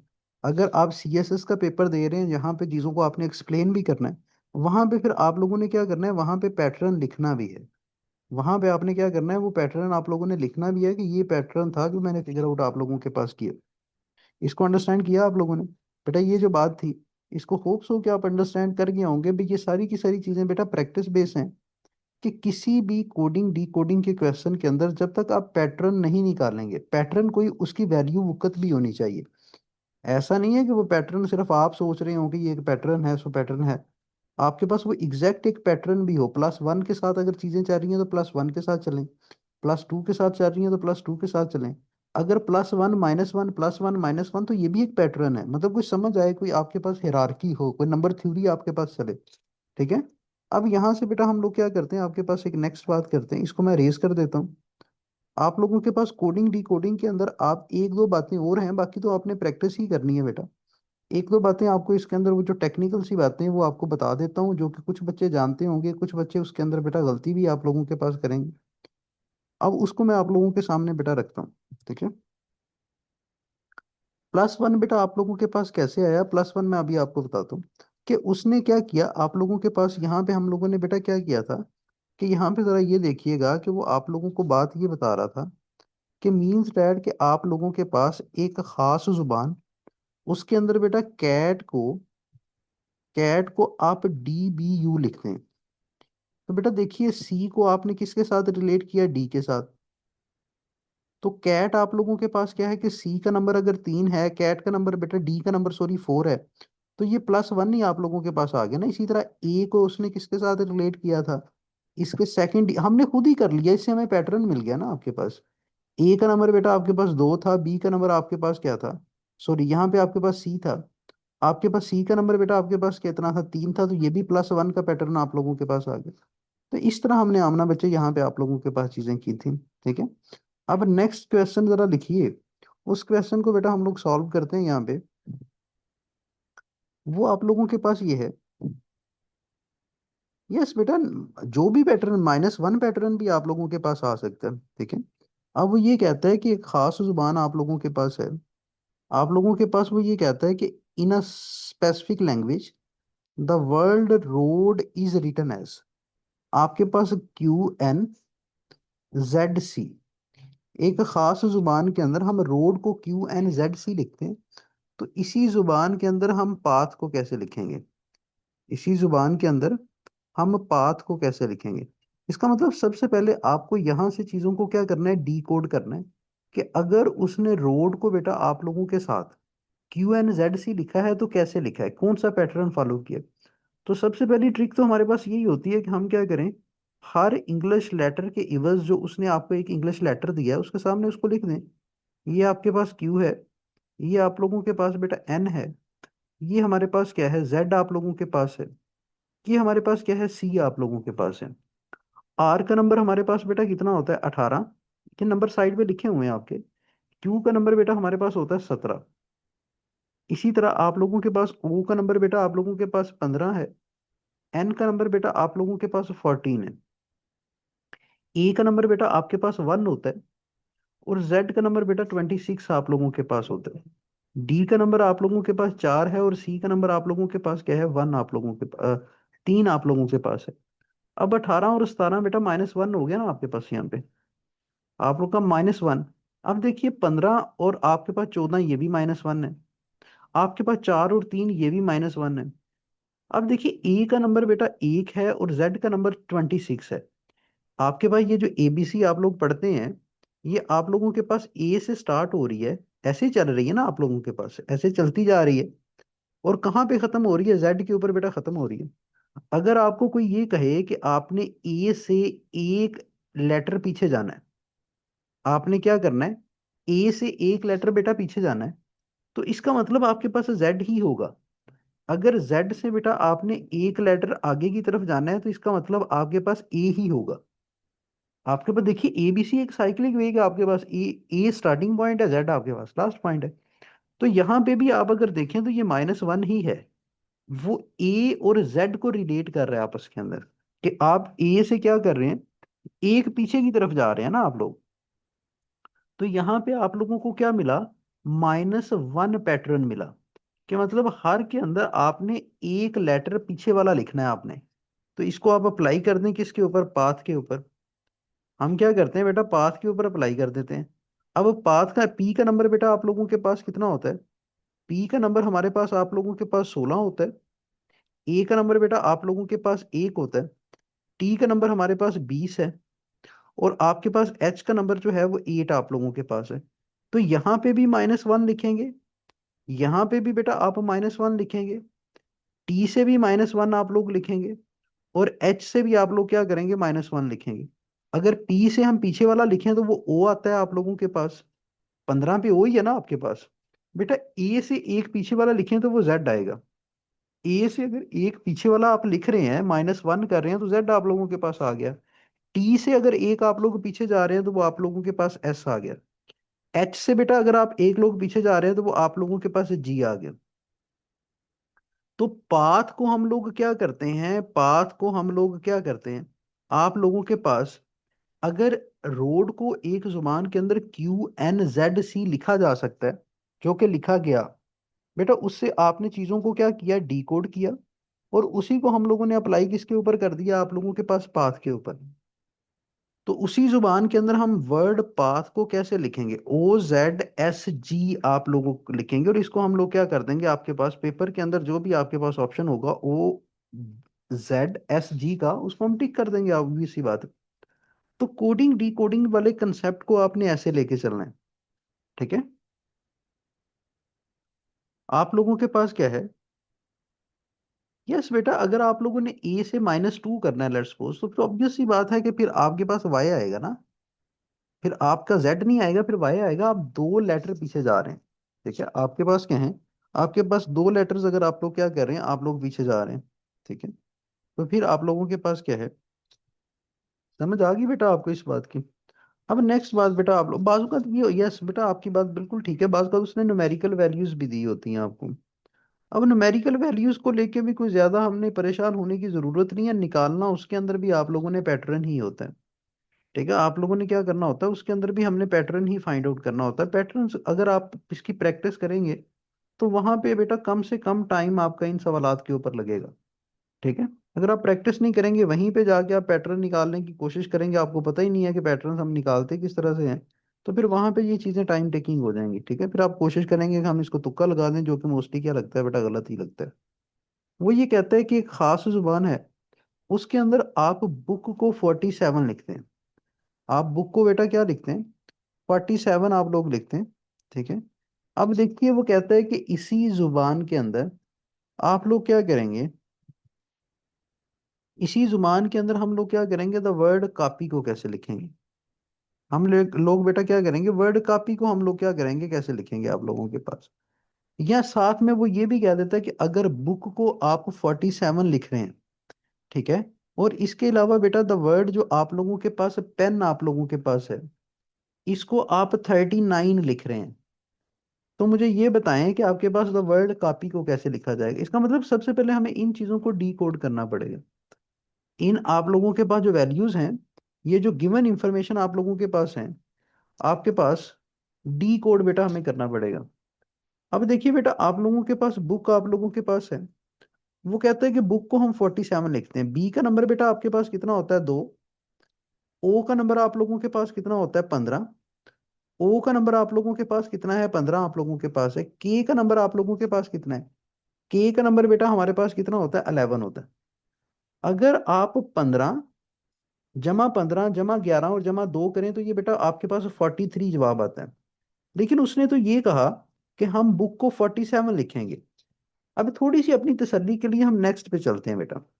आप पेन को देख लीजिए। पी का नंबर आप लोगों के पास कितना होता है, पी का नंबर बेटा हमारे पास ये साइड पे लिखा हुआ है 16 है। ई का नंबर आपके पास 5 है।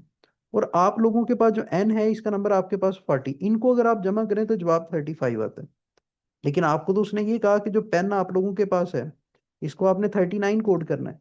अब देखिए, अगर आप 43 के अंदर 4 को ऐड कर दें, द आंसर विल बी बेटा आप लोगों के पास क्या होगा, 47 होगा ना।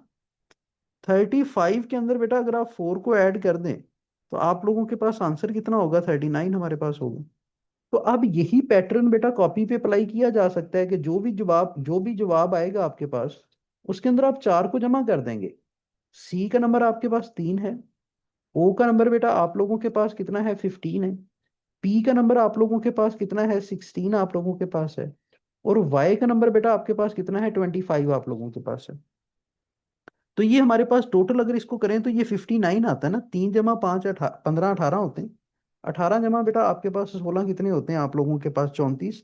34 और आप लोगों के पास 25 कितने होते हैं, 59। लेकिन ये 59 आप लोगों के पास एग्जैक्ट जवाब नहीं होगा, इसके अंदर आप मस्ट ऐड करेंगे किसको, 4 को। तो बेटा ये आपके पास 63 जवाब आएगा। क्योंकि ये 4 जमा करना आपकी पिछली जो गिवन बातें थी उसके अंदर आपने क्या किया, पैटर्न फाइंड आउट किया कि हर इंग्लिश लेटर के लिए आपने एक न्यूमेरिकल वैल्यू को कोड किया। उसके अंदर बेटा उसका जो भी सम आया प्लस आप लोगों ने क्या कर दिया, 4 कर दिया। तो आप लोग जरा ये देखिएगा कि इस खास जुबान के अंदर आप लोगों के पास क्या है कि हम बेटा कॉपी को कैसे लिखते हैं, 63 लिखते हैं। अगर बुक को 47, पेन को 39, तो उसी खास जुबान के अंदर हम कॉपी को कैसे लिखेंगे, 63 लिखेंगे। ठीक है। तो ये आप लोगों के पास क्या आ गया, एक क्वेश्चन आप लोगों के पास आ गया। ठीक है। ये बात आप लोग कर लेंगे। ये बेटा इसी तरह के सवालात आपके पेपर के अंदर भी आएंगे, और उसके उसको आप लोगों ने क्या करना है, विद टाइम आप लोगों ने क्या करना है, सॉल्व करते जाना है। ठीक है। यहाँ तक किसी बच्चे का कोई सवाल हो अभी तक, यहाँ तक बेटी बेटा जितनी भी बातें अभी तक मैंने आपसे डिस्कस की हैं, यहाँ तक आप लोगों का कोई क्वेश्चन है तो आप बताइए। ये कोडिंग डिकोडिंग सारी की सारी जितनी भी आपके पास है, ये एनालिटिकल रीजनिंग बेटा जितनी भी आपके पास है, ये टोटली बेटा बेस करेगी आप लोगों के पास किसके साथ, आपकी प्रैक्टिस के साथ। यहाँ से सिर्फ और सिर्फ आपने मेथोडोलॉजीज सीखनी है। यहाँ से सिर्फ और सिर्फ बेटा आपने तरीकाकार सीखने हैं। ठीक है। उसके बाद आप लोगों ने सना बेटा इसको क्या कर देना है, डिफरेंट क्वेश्चंस के ऊपर आपने अप्लाई कर देना। बेटा आपका शॉर्ट सा सेशन है, एनालिटिकल रीजनिंग वाले बच्चों से मैं बात कर रहा हूँ। तो बेटा इसकी वजह से मैं प्रैक्टिस आपको वो एक दी थी, क्योंकि उसको मैं गिवन टाइम के अंदर आपको ना कैलकुलेटर अलाउ नहीं होता पेपर के अंदर, और एनालिटिकल रीजनिंग के लिए वैसे भी आपको कैलकुलेटर चाहिए। तो प्रैक्टिस वो बेटा मैं आपकी वैल्यूएट नहीं कर पा रहा टाइम से, तो इस वजह से वो फिर अगर आप उसमें आप खुद से प्रैक्टिस करेंगे, किसी सवाल के अंदर कोई मसला आ रहा है तो आप वो मेरे से पूछ लें। बेटा ये कहीं से भी नहीं आया। आप लोगों के पास क्या है, ये कहीं से भी आप लोगों के पास चीजें आप लोगों के पास नहीं आई। ठीक है। आप लोगों के पास कि मीन्स डैट के आपको तो किसी ने नहीं ये बात बताई आप लोगों के पास, आप लोगों के पास के मीन्स डैट के हमने सी को 3 लिखना है, ये तो कोई लॉजिक तो नहीं है आप लोगों के पास। ठीक है। तो ये सिर्फ और सिर्फ पैटर्न निकालने के लिए हम एफर्ट करते हैं आप लोगों के पास। +4 भी बेटा हमारे पास क्या है, लॉजिक कोई नहीं है तैमूर बेटा, लॉजिक नहीं आप पूछ सकते मेरे से ना, आप लॉजिक आप किसी को बताएंगे। आप लोगों ने सिर्फ और सिर्फ क्या करना है, आपने इसके अंदर +4 करके आपको ये लगा कि यार देखिए 2 दफा उसने बात ये की है, दोनों दफा आपके पास जो नंबर्स ऐड करने के बाद प्लस हम 4 कर रहे हैं, तो हम राइट वैल्यू के ऊपर पहुंच रहे हैं। हम किसके ऊपर पहुंच रहे हैं, राइट वैल्यू के ऊपर आप लोग पहुंच रहे हैं। ठीक है। तो ये बात आप लोगों के पास है। तो ये चीजें आप लोगों के पास हैं, ठीक है, तो इस चीज को जरा याद रखिएगा। पैटर्न पैटर्न फाइंडिंग बेटा मोस्ट इंपॉर्टेंट नहीं है, पैटर्न फाइंडिंग ही इसके अंदर आप लोगों के पास है। आप लोगों के पास इसके अंदर है ही पैटर्न फाइंडिंग बेटा, आप लोगों के पास आपने पैटर्न ही फाइंड आप लोगों ने करनी। इसी तरह आपके पास, इसी तरह जो तरतीब आप लोगों के पास चलती है, उसके अंदर वो आप लोगों को कुछ सीरीज रिलेटेड सवालात भी देते हैं। आप लोगों को क्या देते हैं, आपको सीरीज रिलेटेड बेटा बातें भी वो आपसे पूछ रहा होता है। मतलब एक नंबर सीक्वेंस भी दे रहा होता है, उस नंबर सीक्वेंस के अंदर भी आप लोगों से क्या कर रहा होता है, कुछ क्वेश्चंस पूछ रहा होता है। अब उन नंबर सीक्वेंस के लिए भी बेटा आपके पास पैटर्न तो होना चाहिए। इनको हम लोग कहते हैं आप लोगों के पास सीरीज क्वेश्चन, आप लोग कह रहे होते हैं। अब जो सीरीज वाले क्वेश्चंस है ना, इसके अंदर ना कुछ और भी आप लोगों के पास छोटी छोटी बातें हैं, वो आप लोग याद कर लीजिए। वो आप लोगों के पास है बेटा, इसके अंदर हम नंबर्स के इर्द गिर्द घूमते हैं। नंबर्स का हम एक आप लोगों के पास क्या करते हैं, नंबर्स की बेस के ऊपर हम एक पैटर्न फाइंड आउट करते हैं। तो हमारे पास ना नंबर्स की डिफरेंट इकसाम आप लोगों के पास है, जिसको आपने नंबर थ्योरी के अंदर पढ़ा होगा। बेटा कुछ नंबर्स ऐसे होते हैं जिनको हम क्या कहते हैं, नेचुरल नंबर्स कहते हैं। नेचुरल नंबर्स कहा जाता है ना आप लोगों के पास। नेचुरल नंबर्स को आप लोग क्या करते हैं, एन से सिंबलाइज करते हैं। और ये बेटा आप लोगों के पास स्टार्ट किससे होते हैं, एक से। नेचुरल नंबर्स के अंदर आप लोगों के पास जीरो नहीं है। नेचुरल नंबर्स कहाँ से स्टार्ट होते हैं, आप लोगों के पास वन से आप लोग। इसके अलावा जो दूसरे नंबर पे बेटा आप लोगों के पास है, उनको आप लोग कहते हैं होल नंबर्स कहते हैं। उनको हम लोग क्या कहते हैं, होल नंबर्स हम लोग कहते हैं। ये जो होल नंबर्स आप लोगों के पास हैं, ये कहाँ से आप लोगों के पास, इसको बेटा हम डब्ल्यू से नोट करते हैं। और ये जीरो से स्टार्ट आप लोगों के पास हो रहे हैं। ये आप लोगों के पास किससे स्टार्ट हो रहे हैं, जीरो से। Zero, one, two, three, and then so on आप लोगों के पास। इसी के अंदर बेटा आप लोगों के पास इस्तेमाल होंगे, वो आप लोगों के पास नंबर्स होते हैं। उनको आप लोग क्या कहते हैं, इवन नंबर्स कहते हैं। इनको हम लोग क्या कहते हैं, इवन नंबर्स बेटा हम लोग कहते हैं। ये जो आप लोगों के पास इवन नंबर्स आप लोगों के पास हैं, इनको हम कहते हैं आप लोगों के पास, ये क्या है, जुफ्त तादाद आप लोगों के पास है। वो आपके पास जो कि कंप्लीट डिवाइड होते हैं किसके ऊपर बेटा, आप लोगों के पास दो के ऊपर। इसी तरह आप लोगों के पास ऑड नंबर्स होते हैं। ऑड नंबर्स हम इनको, ये आप लोगों के पास क्या होते हैं, ताकदाद होते हैं। ये वो नंबर्स जो कि बेटा आप लोगों के पास दो के ऊपर कंप्लीटली डिवाइड नहीं होते। One, three, five, seven, nine, इसी तरह ऑनवर्ड आप लोगों के पास। इसके अलावा आप लोगों के पास नेक्स्ट नंबर होते हैं प्राइम नंबर्स। प्राइम नंबर्स बेटा हम ऐसे नंबर्स को कहते हैं जो कि एक और अपने आप के ऊपर कंप्लीटली डिवाइड होते हैं। जैसे आप लोगों के पास वन है, थ्री बेटा आप लोगों के पास है, फाइव है, सेवन आप लोगों के पास है। Nine is not a prime number, वो तीन के ऊपर भी डिवाइड हो रहा है ना। इसके अलावा आपके पास थर्टीन है, सेवनटीन आप लोगों के पास है, नाइनटीन है, ट्वेंटी थ्री है।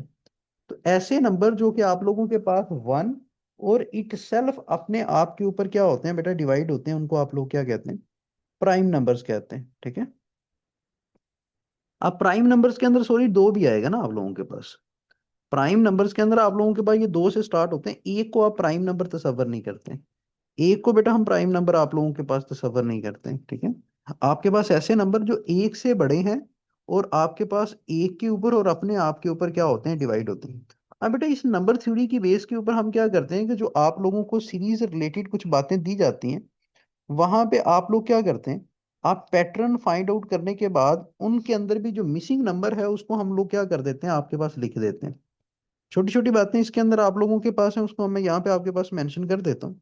लेट्स सपोज वो आप लोगों को ये कहता है कि टू, फोर, आप लोगों के पास एट, एंड सिक्सटीन आप लोगों के पास है। तो मुझे ये बताएं कि व्हाट कम्स नेक्स्ट। आपके पास ये नेक्स्ट आप लोगों के पास क्या आएगा। तो इसका मतलब ये जो उसने तरतीब आप लोगों के पास लगाई, उसने आपके पास दो को दो के साथ जरब दिया, तो हमारे पास जवाब कितना आ गया, फोर आ गया। अब यहाँ पे बेटा वो फोर को अगेन जरब दो के साथ दे रहा है, तो एट जवाब है। आठ को दो के साथ बेटा जरब दे रहा है, तो 16 जवाब। तो हमें एक तरतीब समझ आ गई कि वो हर नंबर को दो के साथ क्या कर रहा है, मल्टीप्लाई कर रहा है। दो के साथ बेटा क्या कर रहा है, मल्टीप्लाई आप लोगों के पास कर रहा है, ठीक है। आप लोगों के पास बेटा क्या है कि आपके पास 16, 16 मल्टीप्लाई बाय बेटा 2 इज इक्वल टू आप लोगों के पास क्या आ गया, 32 आ गया।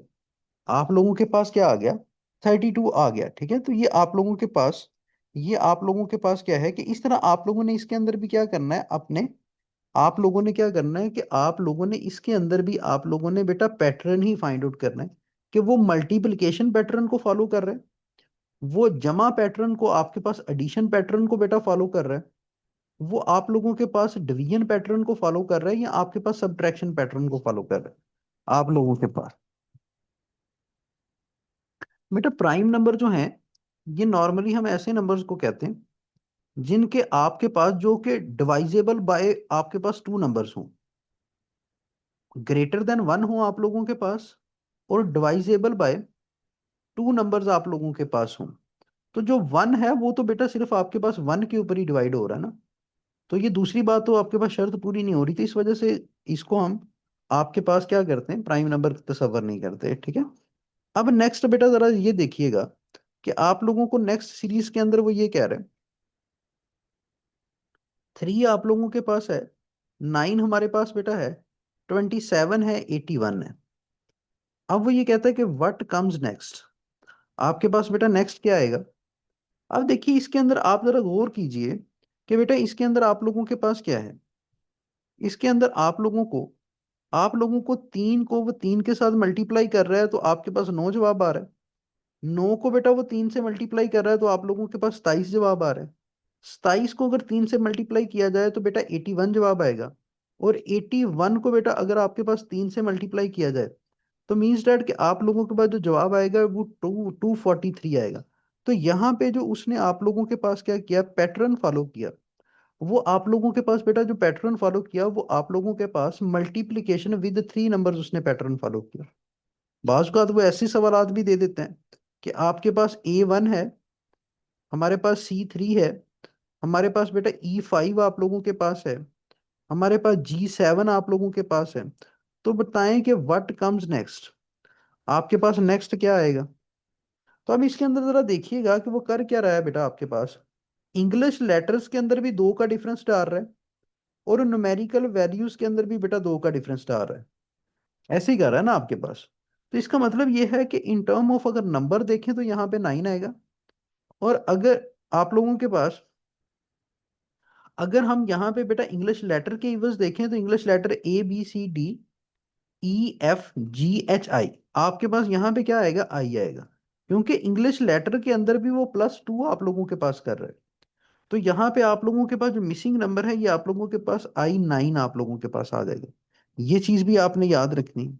ठीक है, अब बाज औकात आप लोगों को छोटी छोटी स्टेटमेंट्स और तरह की भी बेटा वो दे देता है, वो ये भी कहता है कि आप क्या करें, ये ए है आप लोगों के पास, ये सी आप लोगों के पास है, ये हमारे पास एफ है, ये आप लोगों के पास बेटा जे है, ये हमारे पास क्या है, ओ आप लोगों के पास है। तो बताएं कि व्हाट कम्स नेक्स्ट आप लोगों के पास, नेक्स्ट आप लोगों के पास क्या आएगा। अब देखिए ए का नंबर आपके पास 1 है, सी का नंबर बेटा आप लोगों के पास कितना होता है, 3 होता है। इसके बाद अगर आप एफ की बात करें तो एफ का नंबर बेटा आप लोगों के पास 6 है, एफ का नंबर आप लोगों के पास क्या है, 6 आप लोगों के पास है। उसके बाद अगर आप जे की बात करें तो बेटा वो आप लोगों के पास 10 है, और अगर आप लोग ओ की बात करें तो ये 15 है। अब देखिए सबसे पहले लेटर टू लेटर डिफरेंस आपके पास 2 का है, इसके बाद 3 का है, इसके बाद बेटा आपके पास 4 का डिफरेंस है, इसके बाद 5 का डिफरेंस। तो इसका मतलब ये है कि एक इंक्रीजिंग पैटर्न के साथ वो चल रहा है। तो ऑब्वियस सी बात है कि यहाँ पे आप लोगों के पास कितने का डिफरेंस आएगा, 6 का। तो 15 × 6 = 21 होता है, तो यहाँ पे जो 21 नंबर पे आप लोगों के पास इंग्लिश लेटर है उसकी प्लेसमेंट बेटा आप लोगों के पास यहाँ पे होगी। तो 21 पे आप लोगों के पास क्या है, यू आप लोगों के पास है। तो इंग्लिश लेटर्स के दरमियान भी वो बेटा आपके पास क्या कर सकता है, कुछ पैटर्न्स क्रिएट करके वो आप लोगों से पूछ सकते हैं, कुछ पैटर्न्स क्रिएट करके वो आप लोगों से बात पूछ सकते हैं। ठीक है, लेट्स सपोज आप लोगों को एक और बात बताता हूँ बेटा, एक और हम यहाँ पे लिखते हैं, आपके पास 2 है, 6 है, 12 बेटा आप लोगों के पास है, 20 है, व्हाट कम्स नेक्स्ट। अब देखिए इसके अंदर अगर 2 के अंदर बेटा आप 4 को जमा करें तो आपके पास 6 जवाब आता है, 6 के अंदर अगर आप 6 को जमा करें तो बेटा आपके पास 12 जवाब आ रहा है। 12 के जमा जमा करें 8 तो बेटा आपके पास क्या आ रहा है, 20 जवाब आ रहा है। तो मीन्स डैट कि हर आप गुजरते नंबर के अंदर 2 के एडिशन के साथ क्या कर रहे हैं, आपके पास वैल्यूज को ऐड करते जा रहे हैं। विद एडिशन ऑफ 2 आप वैल्यूज को बेटा क्या करते जा रहे हैं, ऐड करते जा रहे हैं। अब देखिए यहाँ पे फिर क्या होगा, 20 प्लस आप लोगों के पास क्या होगा, 10 आप लोगों के पास होगा। क्योंकि इससे प्रीवियस 8 को जमा किया ना, तो अब आप 10 को जमा करेंगे तो यहाँ पे आप लोगों के पास जवाब कितना आएगा, 30 आप लोगों के पास। यहाँ पे हमारे पास बेटा जवाब कितना होगा, आप लोगों के पास 30 होगा। तो आपने क्या करना है कि यहाँ पे भी आप लोगों ने क्या करना है, चीज़ों को ऐड कर लेना। तो इसकी भी बेटा प्रैक्टिस ही आप लोगों के साथ है, जितनी आप प्रैक्टिस करेंगे तो ये जो आपको आज की क्लास के अंदर मैंने दो डोमेन्स करवाई, इसको आप काइंडली याद रखिएगा। एक कोडिंग डिकोडिंग आप लोगों के पास है और एक सीरीज है। ये सारी की सारी चीजें बेटा आपके पास किस पे बेस करती हैं, प्रैक्टिस पे। प्रैक्टिस आप इसकी मैक्सिमम कीजिए। जितने आप पैटर्न्स को बेटा यहाँ पे फॉलो करके जाएंगे, जिनकी प्रैक्टिस आप लोग करके जाएंगे, अगर यही तमाम की तमाम अगर बातें आप पेपर के अंदर अप्लाई करने के लिए बैठेंगे तो आपका कम से कम टाइम कंज्यूम होगा आप लोगों के पास। ठीक है। तो ये मीटिंग भी वैसे भी एंड होने वाली है बेटा, तो यहाँ तक अगर आपका कोई क्वेश्चन है तो आप पूछ सकते हैं। बाकी इंशाल्लाह ताला बातें आप लोगों के पास नेक्स्ट क्लास के अंदर, उमर बेटा मैं आपसे डिस्कस करूंगा कल, मतलब कल डिस्कस करेंगे। फिर मैं मीटिंग को भी थोड़ा सा अपडेट करता हूँ कि आज 40 मिनट के बाद ये एंड क्यों हो रही है। तो ना बच्चे, अगर मैं प्रैक्टिस क्वेश्चन शेयर कर दूंगा, अगर ना भी बेटा कर पाया तो आप कहीं से भी इसके प्रैक्टिस क्वेश्चन ले सकते हैं, गूगल से ले लें, चैट जीपीटी से बनवा लें। उसको आप प्रैक्टिस करें, अगर किसी में मसला आ रहा है तो वो मेरे से पूछ लिया। यस, पीडीएफ बुक बेटा, एक्चुअली एनालिटिकल रीजनिंग की पीडीएफ बुक आपको बहुत कम चांस है कि मिले। आपको मैथमेटिक्स की किताब मिलेगी। ठीक है। तो मैथमेटिक्स तो एनालिटिकल रीजनिंग वाले बच्चे तो कर नहीं रहे आपके पास, तो ये आपके पास है बेटा। मैं आपके साथ ये तमूर बेटा रिकॉर्डिंग शेयर कर देता हूँ, इसको तसल्ली से आप सुनिएगा, वो रिपीट भी बातें हो जाएंगी, वही बातें होंगी जो अभी मैं कर रहा हूँ। Thank you so much Salma बेटा। अच्छा बेटा, कल भी मैंने आपके ग्रुप के अंदर एक मैसेज किया था, आज भी आप लोगों को अभी बता दूं कि बेटा 9:30 बजे हमारी एक साइंस की क्लास भी है। हमारी एक साइंस की क्लास भी है, वो आज भी बेटा फ्री ऑफ कॉस्ट है। आपको मैं इसलिए कह देता हूँ क्योंकि आपने वन पेपर देना है, तो उसके अंदर भी बेटा आपका क्या है, साइंस के कुछ एमसीक्यूज भी पूछे जाएंगे। कल जिन बच्चों ने उस क्लास को सुना, होप्स हो कि उनके लिए बेनिफिशियल रहा होगा। ठीक है। तो ये चीज़ें आपके पास हैं।